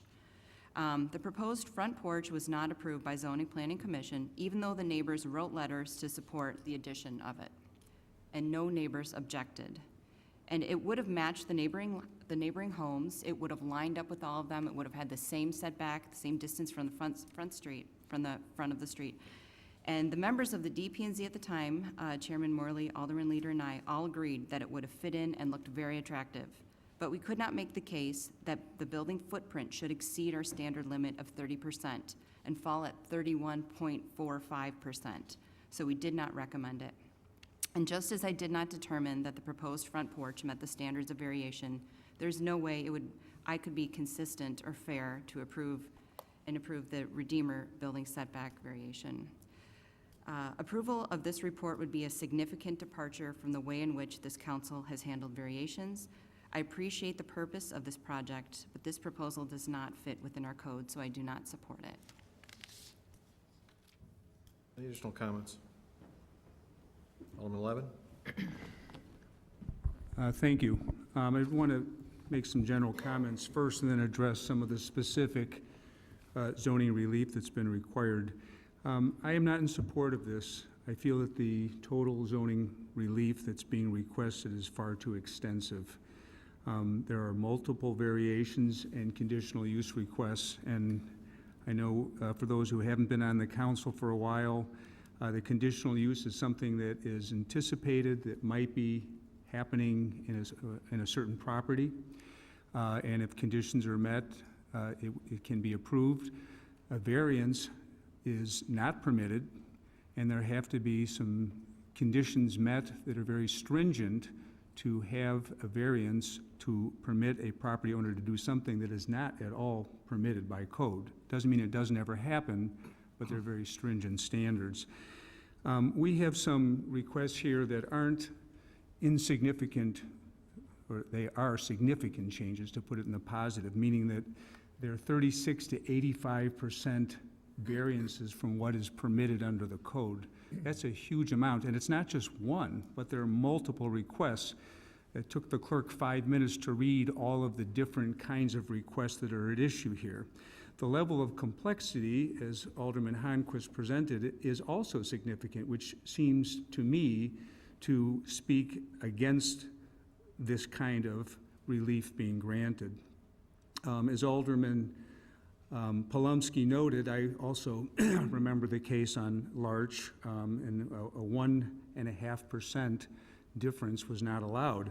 I remember on Merriam and Arlington, there were 2 lots. I think it was just before I came on the council, and there was one lot, they wanted to divide it in 2, and the difference would have been, each lot would be about a foot short from the required 50-foot lot width, and it was denied, 1 foot.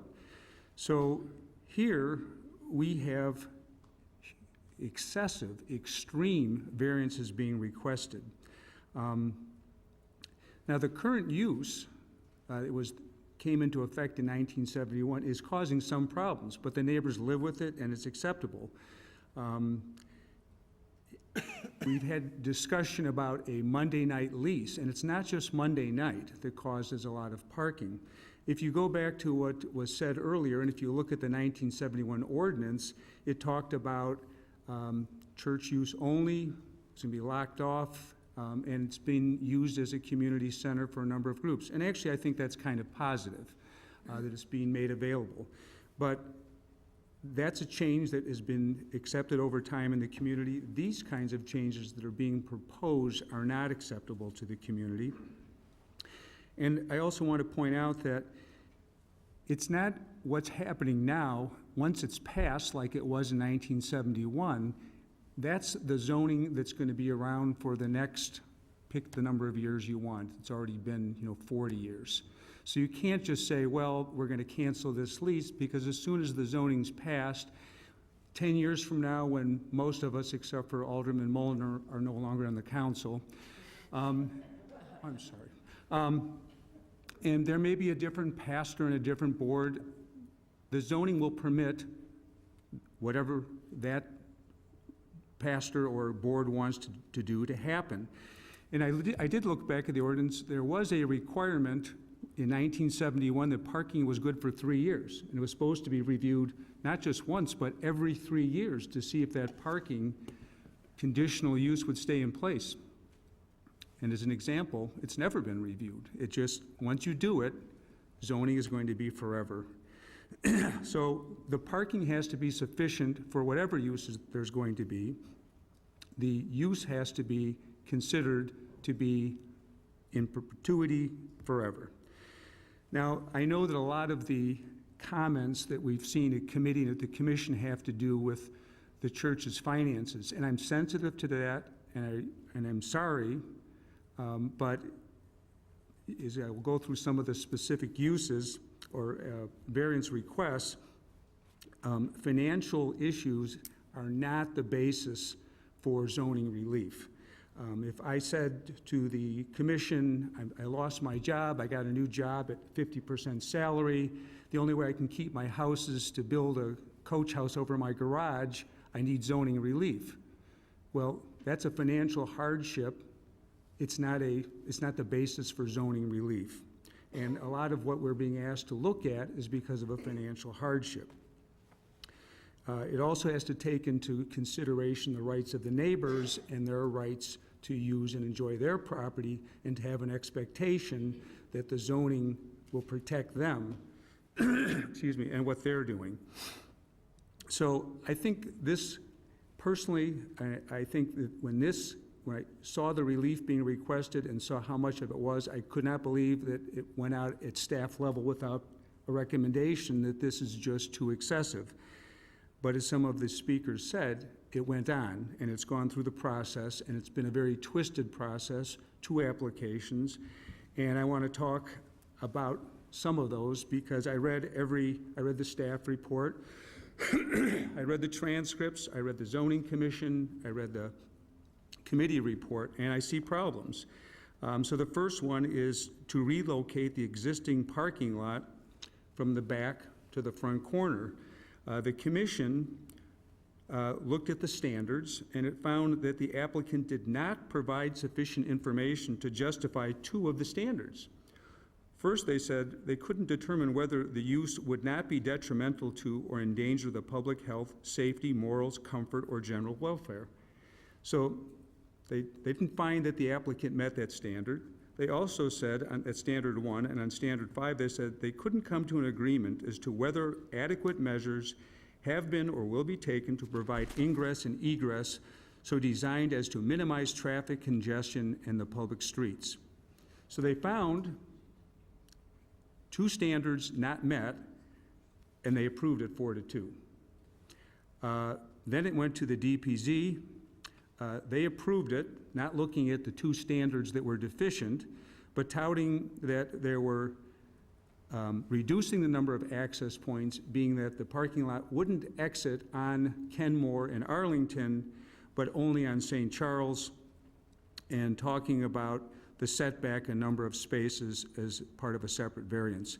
But there was no addressing of 1 or 5. And I will say at this point, I read the traffic study, I live down the street, I'm very familiar with the neighborhood, and there's some unusual things here.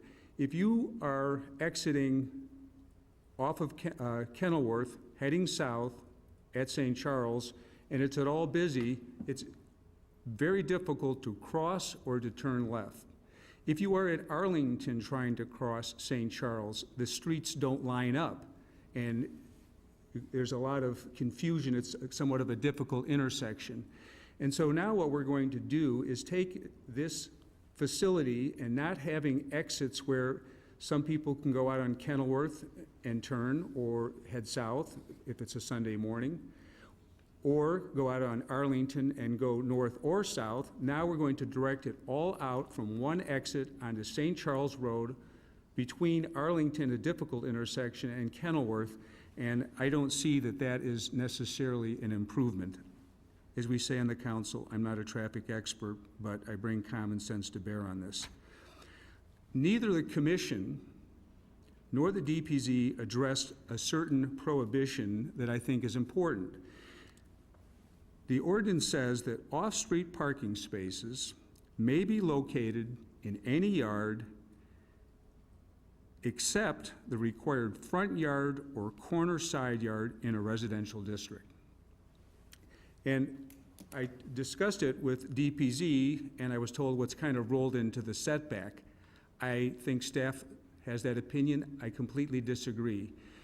The front of Redeemer is deemed to be Kenilworth, and the side yard is exactly where the parking lot is proposed to go. And 22.242B says you cannot have parking, off-street parking, located in a corner side yard. And we don't have a specific variance requested for that, and it's not being talked about. It's only that there's a change in the number of spaces, and that's a very significant variance request, because whether you live there or you live down the block or anywhere, we don't want parking lots to be right up against the street.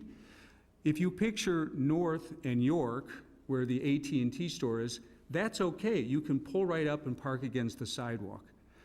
Well, I suppose the counter argument could be we're going to have vegetation, we're going to have landscaping. And I'm told it's going to be tight all the way along the street so you won't see the parking lot. That will make the traffic situation all the more dangerous, because it'll be coming out of that lot, trying to look around the vegetation, but it's not permitted there. There's no variance for that. So that is a separate variance request that was never made. That's one. I'm sorry, I'm going to go through all these because I think it's important. That's the conditional use for the permit relocating the existing parking lot from the back to the front. The next one is the conditional use to allow land banking for parking spaces. That failed at the commission 0-6. I'm not sure why. Their motion that was talked about is they changed it and said, we want to put the parking in, put the permeable pavers in, and put it all in now, because the feeling was we don't think anyone will call for it to be done later. The committee approved perpetual land banking, required certain engineering to be done, but there's one issue here, and I'm not sure, and Alderman Plumsky referenced this. The code says that notwithstanding any other provision of the code, the council, upon recommendation of the Zoning and Planning Commission, may, by conditional permit granted, reduce the number of off-street parking and allow for land banking. But the commission didn't recommend that. And this isn't a situation where the commission denied something or overruling it. They didn't recommend it. So I don't know that the council has the authority to permit land banking without a recommendation by the commission. Now, I also note, we talk about land banking like it's a common occurrence. Unless I'm misinformed, we've only done land banking once before. That was at the 700 North Walnut Zoned Industrial 1. I can't think of the name of the company up there. But it's very different to do land banking in an industrial area than it is in this residential area. And we talk a little bit, I'll mention at this point, we talk about a lease. There is no long-term lease that exists right now with the other church. There may be. I don't know if that church is going to want to tie themselves to what could be a cumbersome long-term lease. And I also look at this land bank, and I don't think it clicked into a lot of people, but it's not only on the corner of Arlington and Kenilworth, but if the land bank is not approved and the parking has to go in, or if later the land banking springs to life, we'll have parking on the other corner too, on Arlington and St. Charles. And as I say, that's really not permitted. So that's the next one. Next, variation for the rear building setback from 50 feet to 30 feet. And then there was some discussion about, this doesn't affect the front yard setback. As I see it, the front yard would still be lined up with the other houses along the street. But we're making a change so that the yards don't have to be quite as deep, or the house doesn't have to be set back as far. I understand that the people who are buying them are going to know this, but we don't allow for people to contract away what they are required to do to meet the standards of the community for land use. So that's not enough.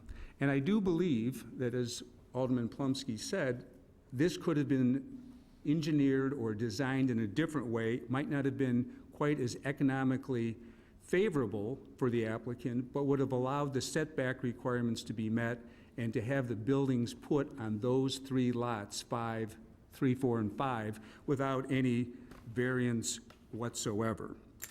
And again, the commission denied it. They failed to make, again, I don't know, I'm not sure what happened at that level, but there were two standards that were not met. The commission found two standards were not met, that there wasn't sufficient evidence that the plight of the owner was due to unique circumstances. They specifically noted that financial or economic concerns were not a basis. And secondly, they didn't agree that the applicant provided evidence that the property in question couldn't yield a reasonable term or provide reasonable enjoyment of the property. I'm summarizing these standards, they're a little longer. The committee approved it, but they didn't make the required findings that the commission was wrong. They didn't say that they found that those two standards were in fact met or why. And I think that's important. If we are concerned about the neighbors litigating what's happening and it goes to court and we haven't said that those standards are met, we aren't doing our jobs. Next, variation to allow parking space setbacks. This kind of ties into, and I think this is where the committee and perhaps the commission felt that, well, we're allowing these setbacks to be varied, so that implies, because we're allowing them, that somehow that's the side yard approval. I don't think it is. But that being said, the relief requested from the front yard from 50 feet to 7.3 feet, not 50 feet to 48, 50 to 7. That is a huge difference. Corner side yard setback from 30 feet to 9.4 feet. Extreme. If the land bank is triggered, then we'll have a 50-foot setback where those are from 50 feet to 12 feet. The commission finds at its level, and they approve this 5-1, I believe, they found that the plight of the owner is due to unique circumstances, and they found financial need as a basis for the hardship along with the amount of parking needed.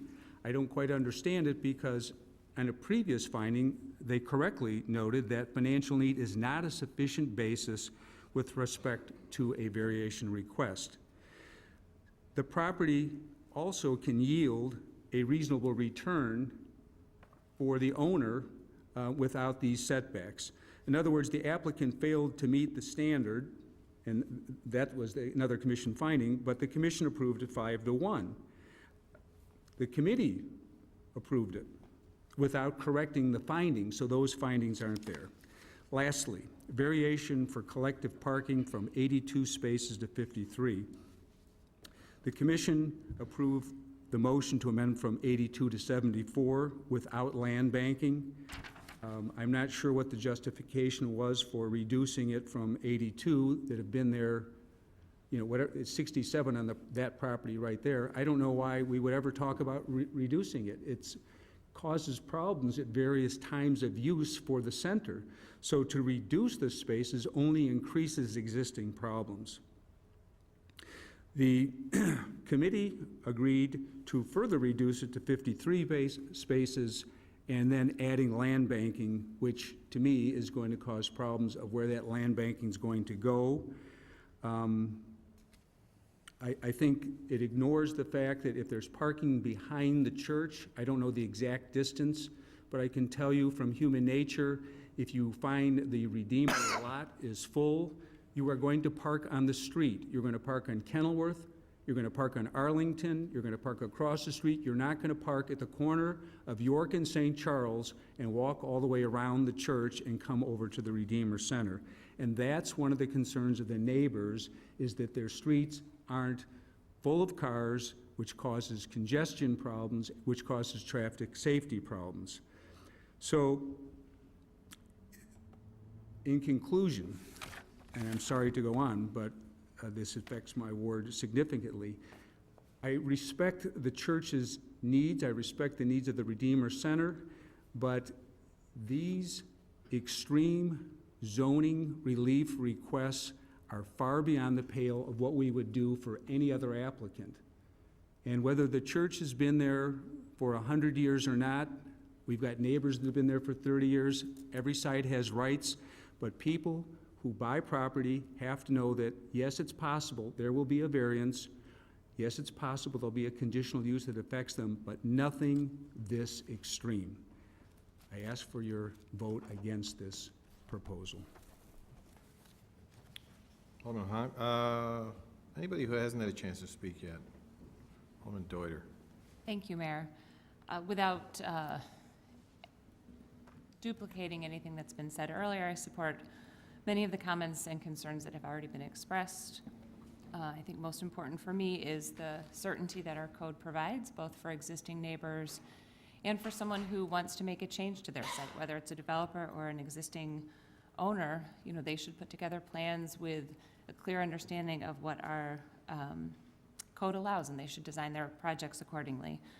I realize there are certain times where exceptions can and should be made, but I think that it's important that we very strictly follow those standards and allow exceptions only in those cases. That's what preserves, I think, the sense of certainty that all property owners should operate under. Thank you. Any other comments? Alderman Park. I appreciate everybody's thoroughness in describing all their positions here. It's been a real learning experience for me over the last week, getting up to speed on all these things with conditional use and variances and such. And I wholeheartedly support Redeemer Church wanting to and trying to work to update their facilities and invest in their facilities in their community, as they've been such a cornerstone of Elmhurst for almost 90 years. I do, like Alderman Levin, have concerns that we don't want parking right up against, he said, a street, but for me, it's more so a sidewalk.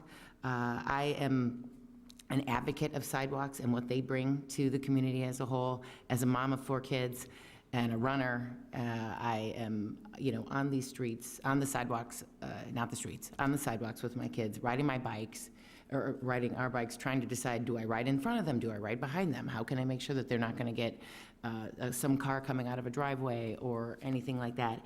And as this design is right here, I feel, I understand the desire to want to have landscaping to kind of mask the parking as it would be on the corner. But then I also feel like that would make very tough sight lines for anybody who is along that road. I have a question about how many kids go on that route to Sandburg every day, to or from, and the other schools that are right there. I am a big proponent of having my kids walk or bike to school through rain, sleet, and snow. Like any chance that they get, they can power through it, make them resilient. So as this design stands, I can't support it. I feel it would be a hazard to, what I feel is one of the true great things about Elmhurst is that we have a walking community, and this would go against that. And just that the variance request to shorten that sidewalk setback from 30 to 9 or 50 to 7 is just too great as it is. But I appreciate the church wanting to do some stuff. I just can't support this design as is. So thank you. Alderman Bram. Thank you, Mr. Mayor. A lot's been said, especially by Alderman Levin. And I also don't want to reiterate. I was just verifying my knowledge of the comprehensive plan as individuals were speaking.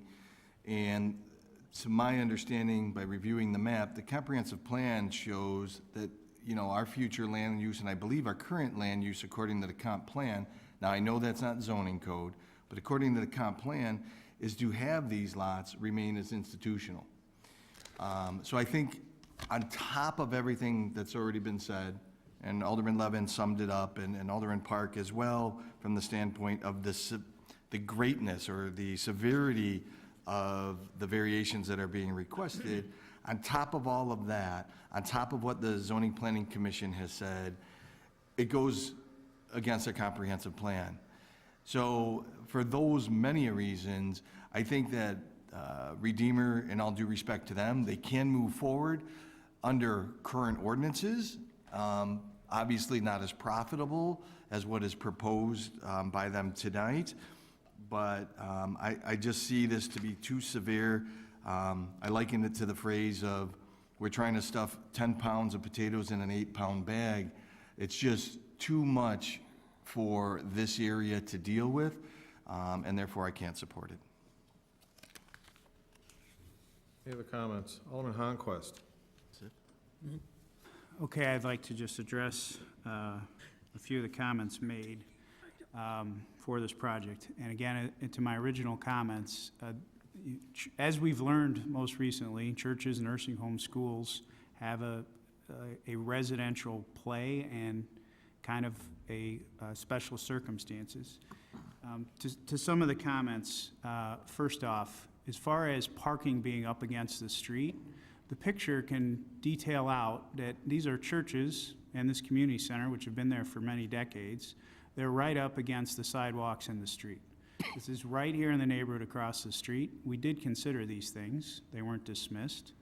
This current parking lot is right up against the sidewalks in the streets.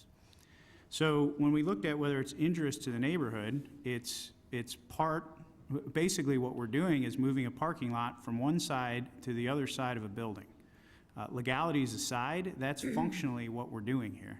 So the parking lot's here now, it's part of the neighborhood. People park there, they come in and out. They would do the same thing here as they're doing up here. As far as ingress and egress, well, let's see, we have ingress and egress. We even have it on York Street over here. And to some of the comments, this is not a Blackhawks game. We don't have 20,000 people coming out of this building on a regular basis that are going to flood any of these neighborhood streets. In the parking lot that exists today, if people leave, they go on to Arlington or they go on to Kenilworth, and you can bet that the vast majority of them turn and go on to St. Charles, one way or the other. We're proposing exactly the same thing, or they can go down the streets.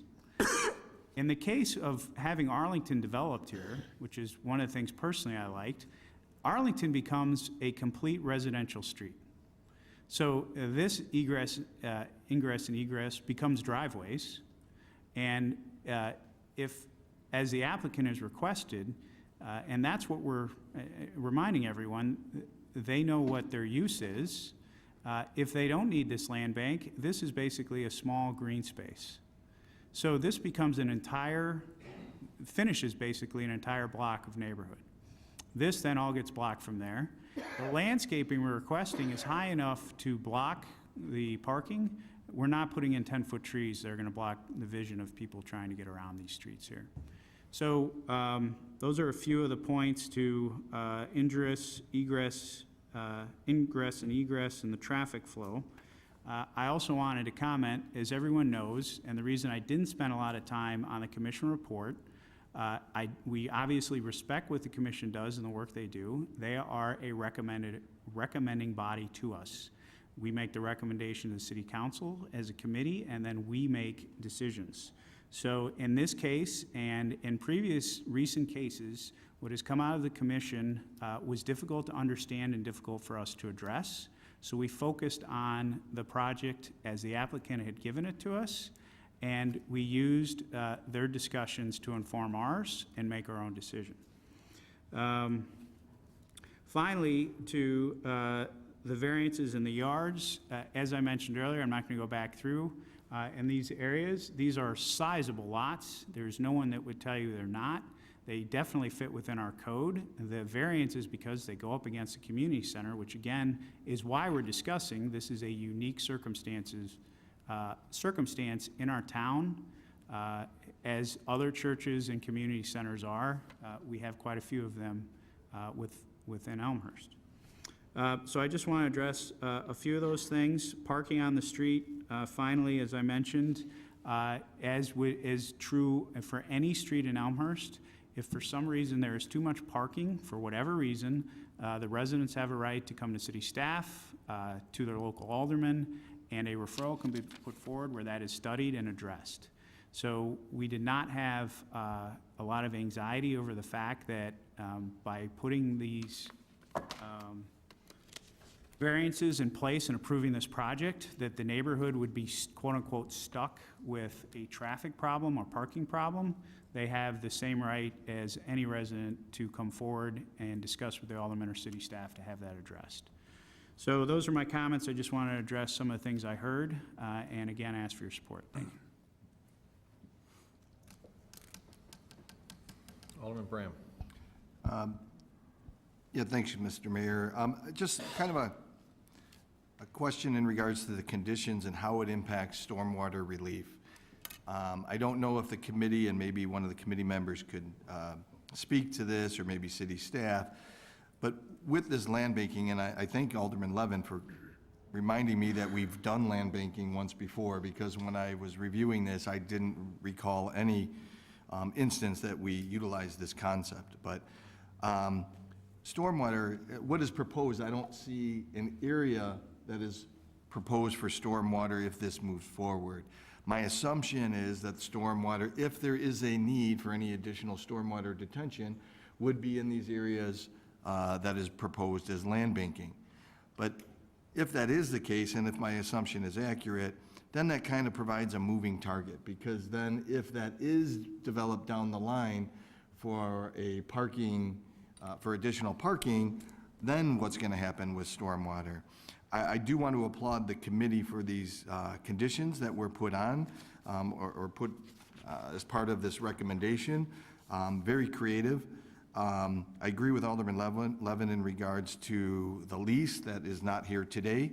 And even if it was here today, who knows on how long that lease would be with the corresponding church. But my concern is stormwater, and how would we guarantee that we meet all those requirements moving forward, because this seems like it could potentially become a moving target. Anyone from the committee wish to opine on or add some substance to the stormwater question? Alderman Honquist. As is stated in the report, number 2, final engineering plans, including stormwater calculations for both the relocated parking lot and the proposed land bank parking lots, must be approved prior to ordinance approval. Thank you. Okay. Alderman Toledo. Just to add on to that, what that means is that, and this is in the land banking ordinance, but what is required in this condition and also in the ordinance is that all landscaping and stormwater, including any necessary stormwater mitigation, sorry, is it raining? No. Such a strange sound. Any engineering that needs to be done, any mitigation that would be required if the calculations that are undertaken prompt that under our existing stormwater code, that all has to be in the plans and approved through our engineering department per our code before the land bank ordinance could be approved. So just to add more color to that. Thank you. Okay, any other comments or questions? Alderman Dunn. I think the two major issues here are the parking and where it's located, and then these new homes and how they abut some of the existing properties. The parking, I'm okay with that. If you look at most of our schools, most of our churches in Elmhurst, we have a lot of both. Their parking lots are right up against the road in most cases. And that's the way we tend to do things around here to maximize our use of the property that we have. So I think this parking solution is creative. It's a layered approach where we're looking at moving the parking lot and sacrificing some spaces, but having an alternative. We had a item earlier on the agenda to try to work cooperatively with other cities, and this approach is working cooperatively with another church to utilize a fairly big parking lot that's right next to this particular location. And then thirdly, you have the land banking alternative if that first one, first option is not working out. So a lot of changes to this property, but since the parking is one of the main ones, that's really what the neighbors have been concerned about. I think there's ample capacity planning, and I expect this to work out, and it's pretty consistent with what we have around town. Thanks. Okay, any other comments? Seeing none, I'll ask Clerk Spencer to call a vote. Aren't you gonna explain? Oh, I'll explain it before the vote. Why? It's going to be unanimous. There's going to be no issues. Okay, so there's a high probability that yours truly is going to get involved here. So I want to read from our Municipal Code 2, specifically 2.07, council voting yeas and nays and mayor's vote. The mayor shall not vote on any ordinance, resolution, or motion except, there's 3 exceptions, where the vote of the alderman has resulted in a tie. We have 13 aldermen here tonight, but Alderman York, sorry for the promotion, Alderman York will be voting, will be abstaining. So there is a possibility that there is a tie, where 1/2 of the aldermen elected have voted in favor of an ordinance. 1/2 of the aldermen elected is 7. So if the vote is 6-6, according to the first exception, I would vote. If the vote is 7-5, I would vote. And then this one really applies, it doesn't apply to this motion. It does apply possibly to future votes as it relates to this case, but where a vote greater than a majority of the corporate authority is required by state law to adopt an ordinance, resolution, or motion. Well, we only require a majority tonight to approve the motion before us, which is the report. So there's not super majority of any kind needed right now. Point of order or question? Alderman Graham. My question is in regards to Alderman York's recusal. Good question. Let me address that. He's reading my mind. Normally, if we have someone abstain, their vote will move with the majority after the vote. However, in a case where the vote would be the pivot determining whether or not the motion is approved, I checked with council about this, Alderman New York's vote does not count on that critical point. Make sense? So in this case, if the vote is 7-6 with 1 abstention, it doesn't automatically go and become 8-6 and get approved. It's not allowed to be, the abstained vote is not allowed to be the pivotal vote. Okay, did I read your mind correctly? You did. Okay. Alderman Toledo, you have a point of order. I do, thank you. In your second exception that you went through, I thought, but you may have been summarizing, but I thought you said ordinance. Tonight, we're voting on a report. It's, I'm sorry, it gets continued to the second page. It's ordinance, resolution, or motion. Thank you. Okay, any other points of order? Clerk Spencer, the vote, please. Toledo. Aye. York. Abstain, present. Levin. No. Park. No. Honquist. Aye. Kennedy. Aye. Mulliner. Aye. Brennan, absent. Sabatino. Aye. Deuter. No. Dunn. Aye. Leader. Aye. Polumsky. No.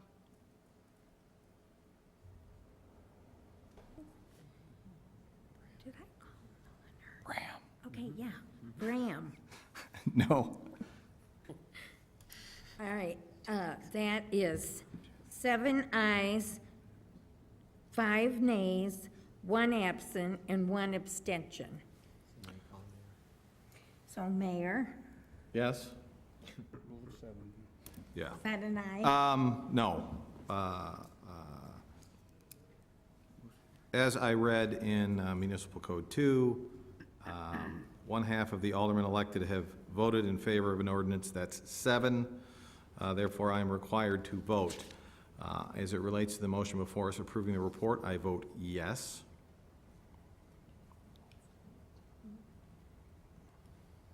All right. Then that's 8 ayes. And you want me to read again? 5 nays, 1 absent, and 1 abstention. In this case, the abstention can go with the majority because it's not a critical vote. Also something I checked with legal counsel beforehand. So even though he voiced an abstention, ultimately it'll be recorded as a aye. That having been said, as chairman, that motion has passed and is no longer before us, and I have the floor.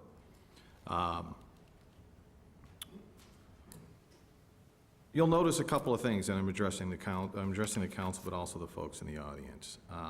I chair these meetings as mayor, and it is only a rare occasion where I actually vote. My role as chairman is to make sure that we run an efficient meeting and we get our job done. I also, as chairman, try to do my best to make sure that I run a fair and just meeting on behalf of the aldermen and the residents. In this case, as I said, because I do not vote, I do not participate in the conversation.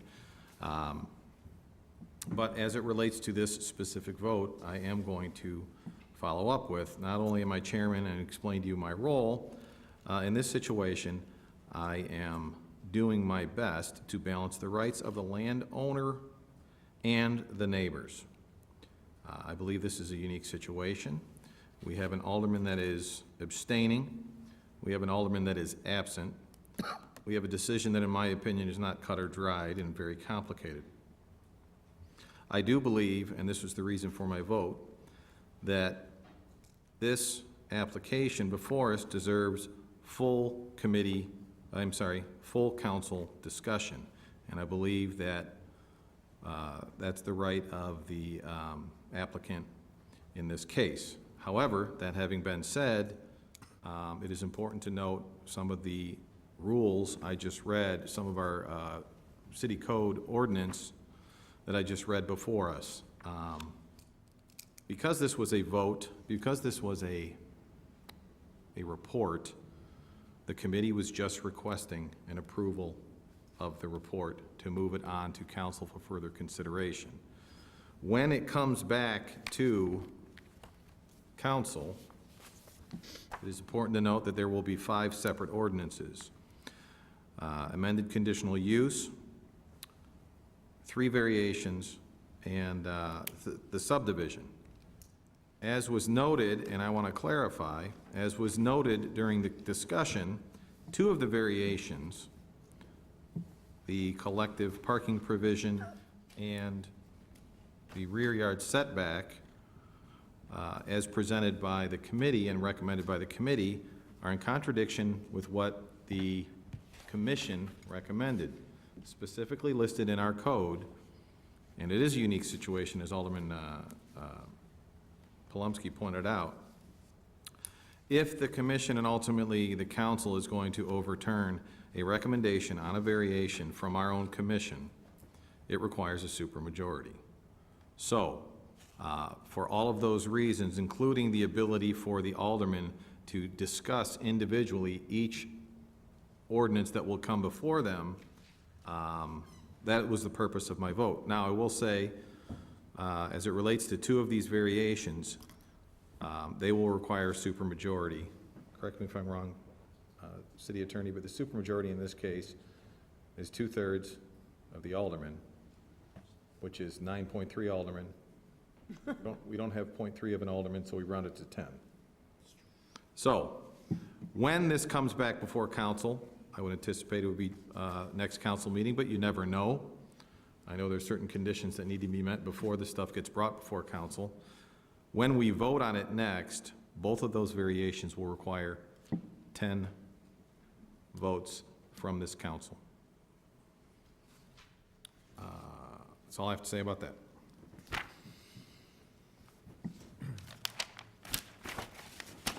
On to reports and recommendations of appointed and elected officials. Mayor Morley, 8.1, that's me. Two things I want to mention. Well, one and then a lead-in. Elmhurst College and the city are joining together for a recycling event, including at that recycling event is a drug take-back by the Elmhurst Police Department. That will be held on April 28th. Starts at 9 and goes till noon. Where is it located, Mr. Grabowski? On the college on Alexander, parking lot on Alexander. Parking lot on Alexander. That's it for me on my report. I know we have a pending report from Mr. Dunn on ONCC. Mr. Grabowski, your report. Thank you. One item tonight. This Saturday will be the final spring cleanup day, and this is for residents who have a normal garbage pickup on Friday, and is basically the north side of town. That it? That's it. Any other reports or recommendations? Alderman Dunn. Yes, thank you, Mr. Mayor. Just want to give a quick update. We had an ONCC committee meeting last Friday, the 13th, and not a lot of procedural things were discussed, but we did have a very good presentation by the Chicago Department of Aviation Commissioner Ginger Evans. She attends most of the meetings, and she was there and gave a lot of information to the committee. Just a couple, and this presentation was sent out to the council. I don't know if that'll be made available on our website, but I think we need to put that on there for the general public. A couple points, our international terminal is the oldest international terminal, and so obviously O'Hare is a bit dated, and there's we just had Chicago just approved $8.5 billion to upgrade the airport.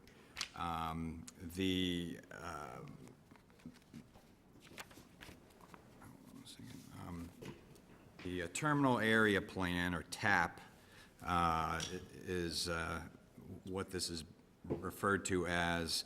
So TAP 1 was just approved, and that is that will increase the number of gates by 25%.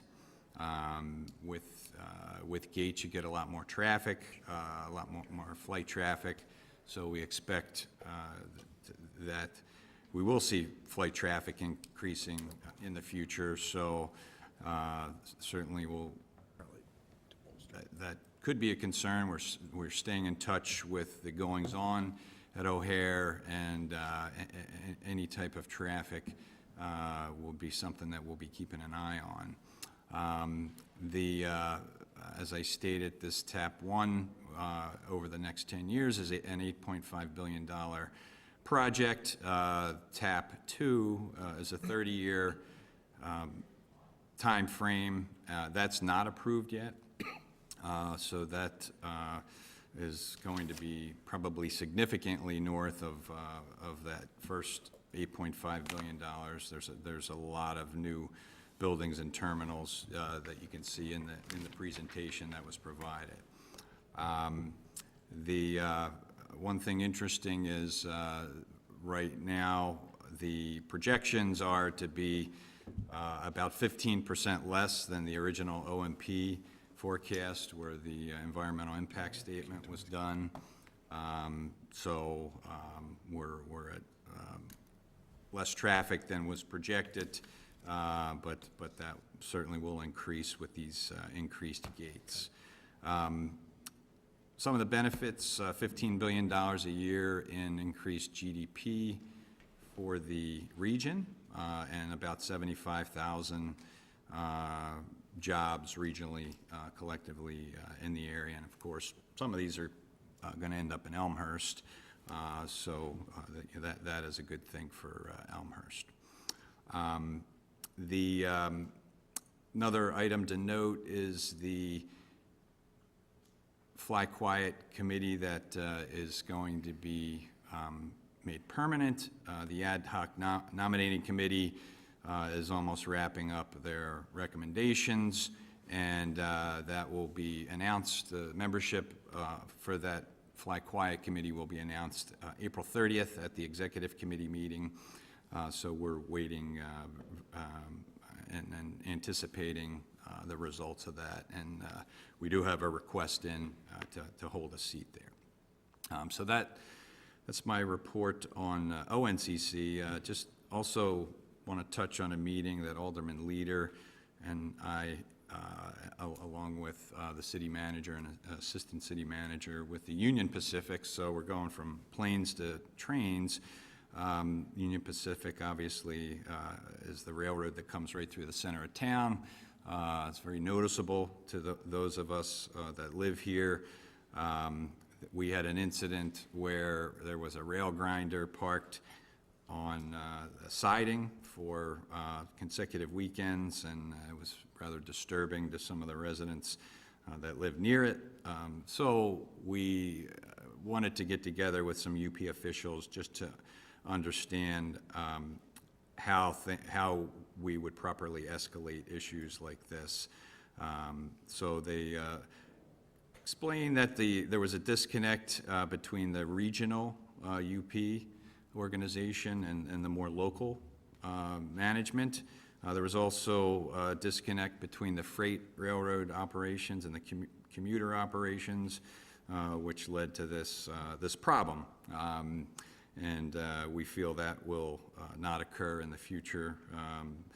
There was also an issue of hours of service with the crew, and the temperature being below freezing. They had to idle that piece of equipment. So a bunch of things came together to cause a problem. The UP officials mentioned that we get 60 trains a day, commuter trains, and 60 freight car trains a day, so a lot of traffic through town. They did give a hotline if anyone has an issue with something going on the UP tracks, the RMCC hotline, which I believe is a rail maintenance call center, and that phone number is 888-877-7267. And that concludes my report. Okay, any other reports? Alderman Mulliner. Just a real quick comment. A while back, we approved a TIF project for New Homestar, and I just wanted to make note that New Homestar has been listed in Crain's Chicago as one of the top 10 best places to work in the area, and I think that's important for us to know because we've got an employer here that people want to work for, and they continue to help Elmhurst by buying goods in Elmhurst and bringing people into Elmhurst to stay here for conferences, etc. Okay, any other reports? Alderman Levin. Thank you. 90 seconds. I just want to comment, we've been taken to task on potential Open Meetings Act violations, and the reference was made to our history of such violations. The one that happened that was referenced in 2013 was the first, and I believe only finding we ever had. And for those of you aldermen who weren't there, we discussed appealing that because we didn't feel that we had justifiably broken any rule whatsoever, but the decision was made to move on, and it was not felt to be a significant violation. Since then, we've had now 4 violations, I'm told. I'm also believe they've been filed by one individual. They're not yet sustained, but I know one of them was accurate. And I know on my committee, we were in error by not approving minutes for our committee meetings. That did not mean that our committee meetings weren't made available, that the public couldn't see what we were doing, and I know that we've had discussion. At my committee, we publish a great deal more detail in our minutes than we are required to do. So I say this because of all the communities I've worked with, I feel that, and all the aldermen I've worked with, that we are an open and transparent, not perfect government. But I believe that when I spoke back in 2013, and I continue to believe that we do the best we can, not error-free. 90 seconds exactly. Thank you. Any other reports? Seeing none, we'll go on to other business. Any other business? I'll entertain a motion to adjourn. Motion by Alderman Bram, second by Alderman Deuter. All in favor say aye. Aye. Opposed? We're adjourned. Thank you.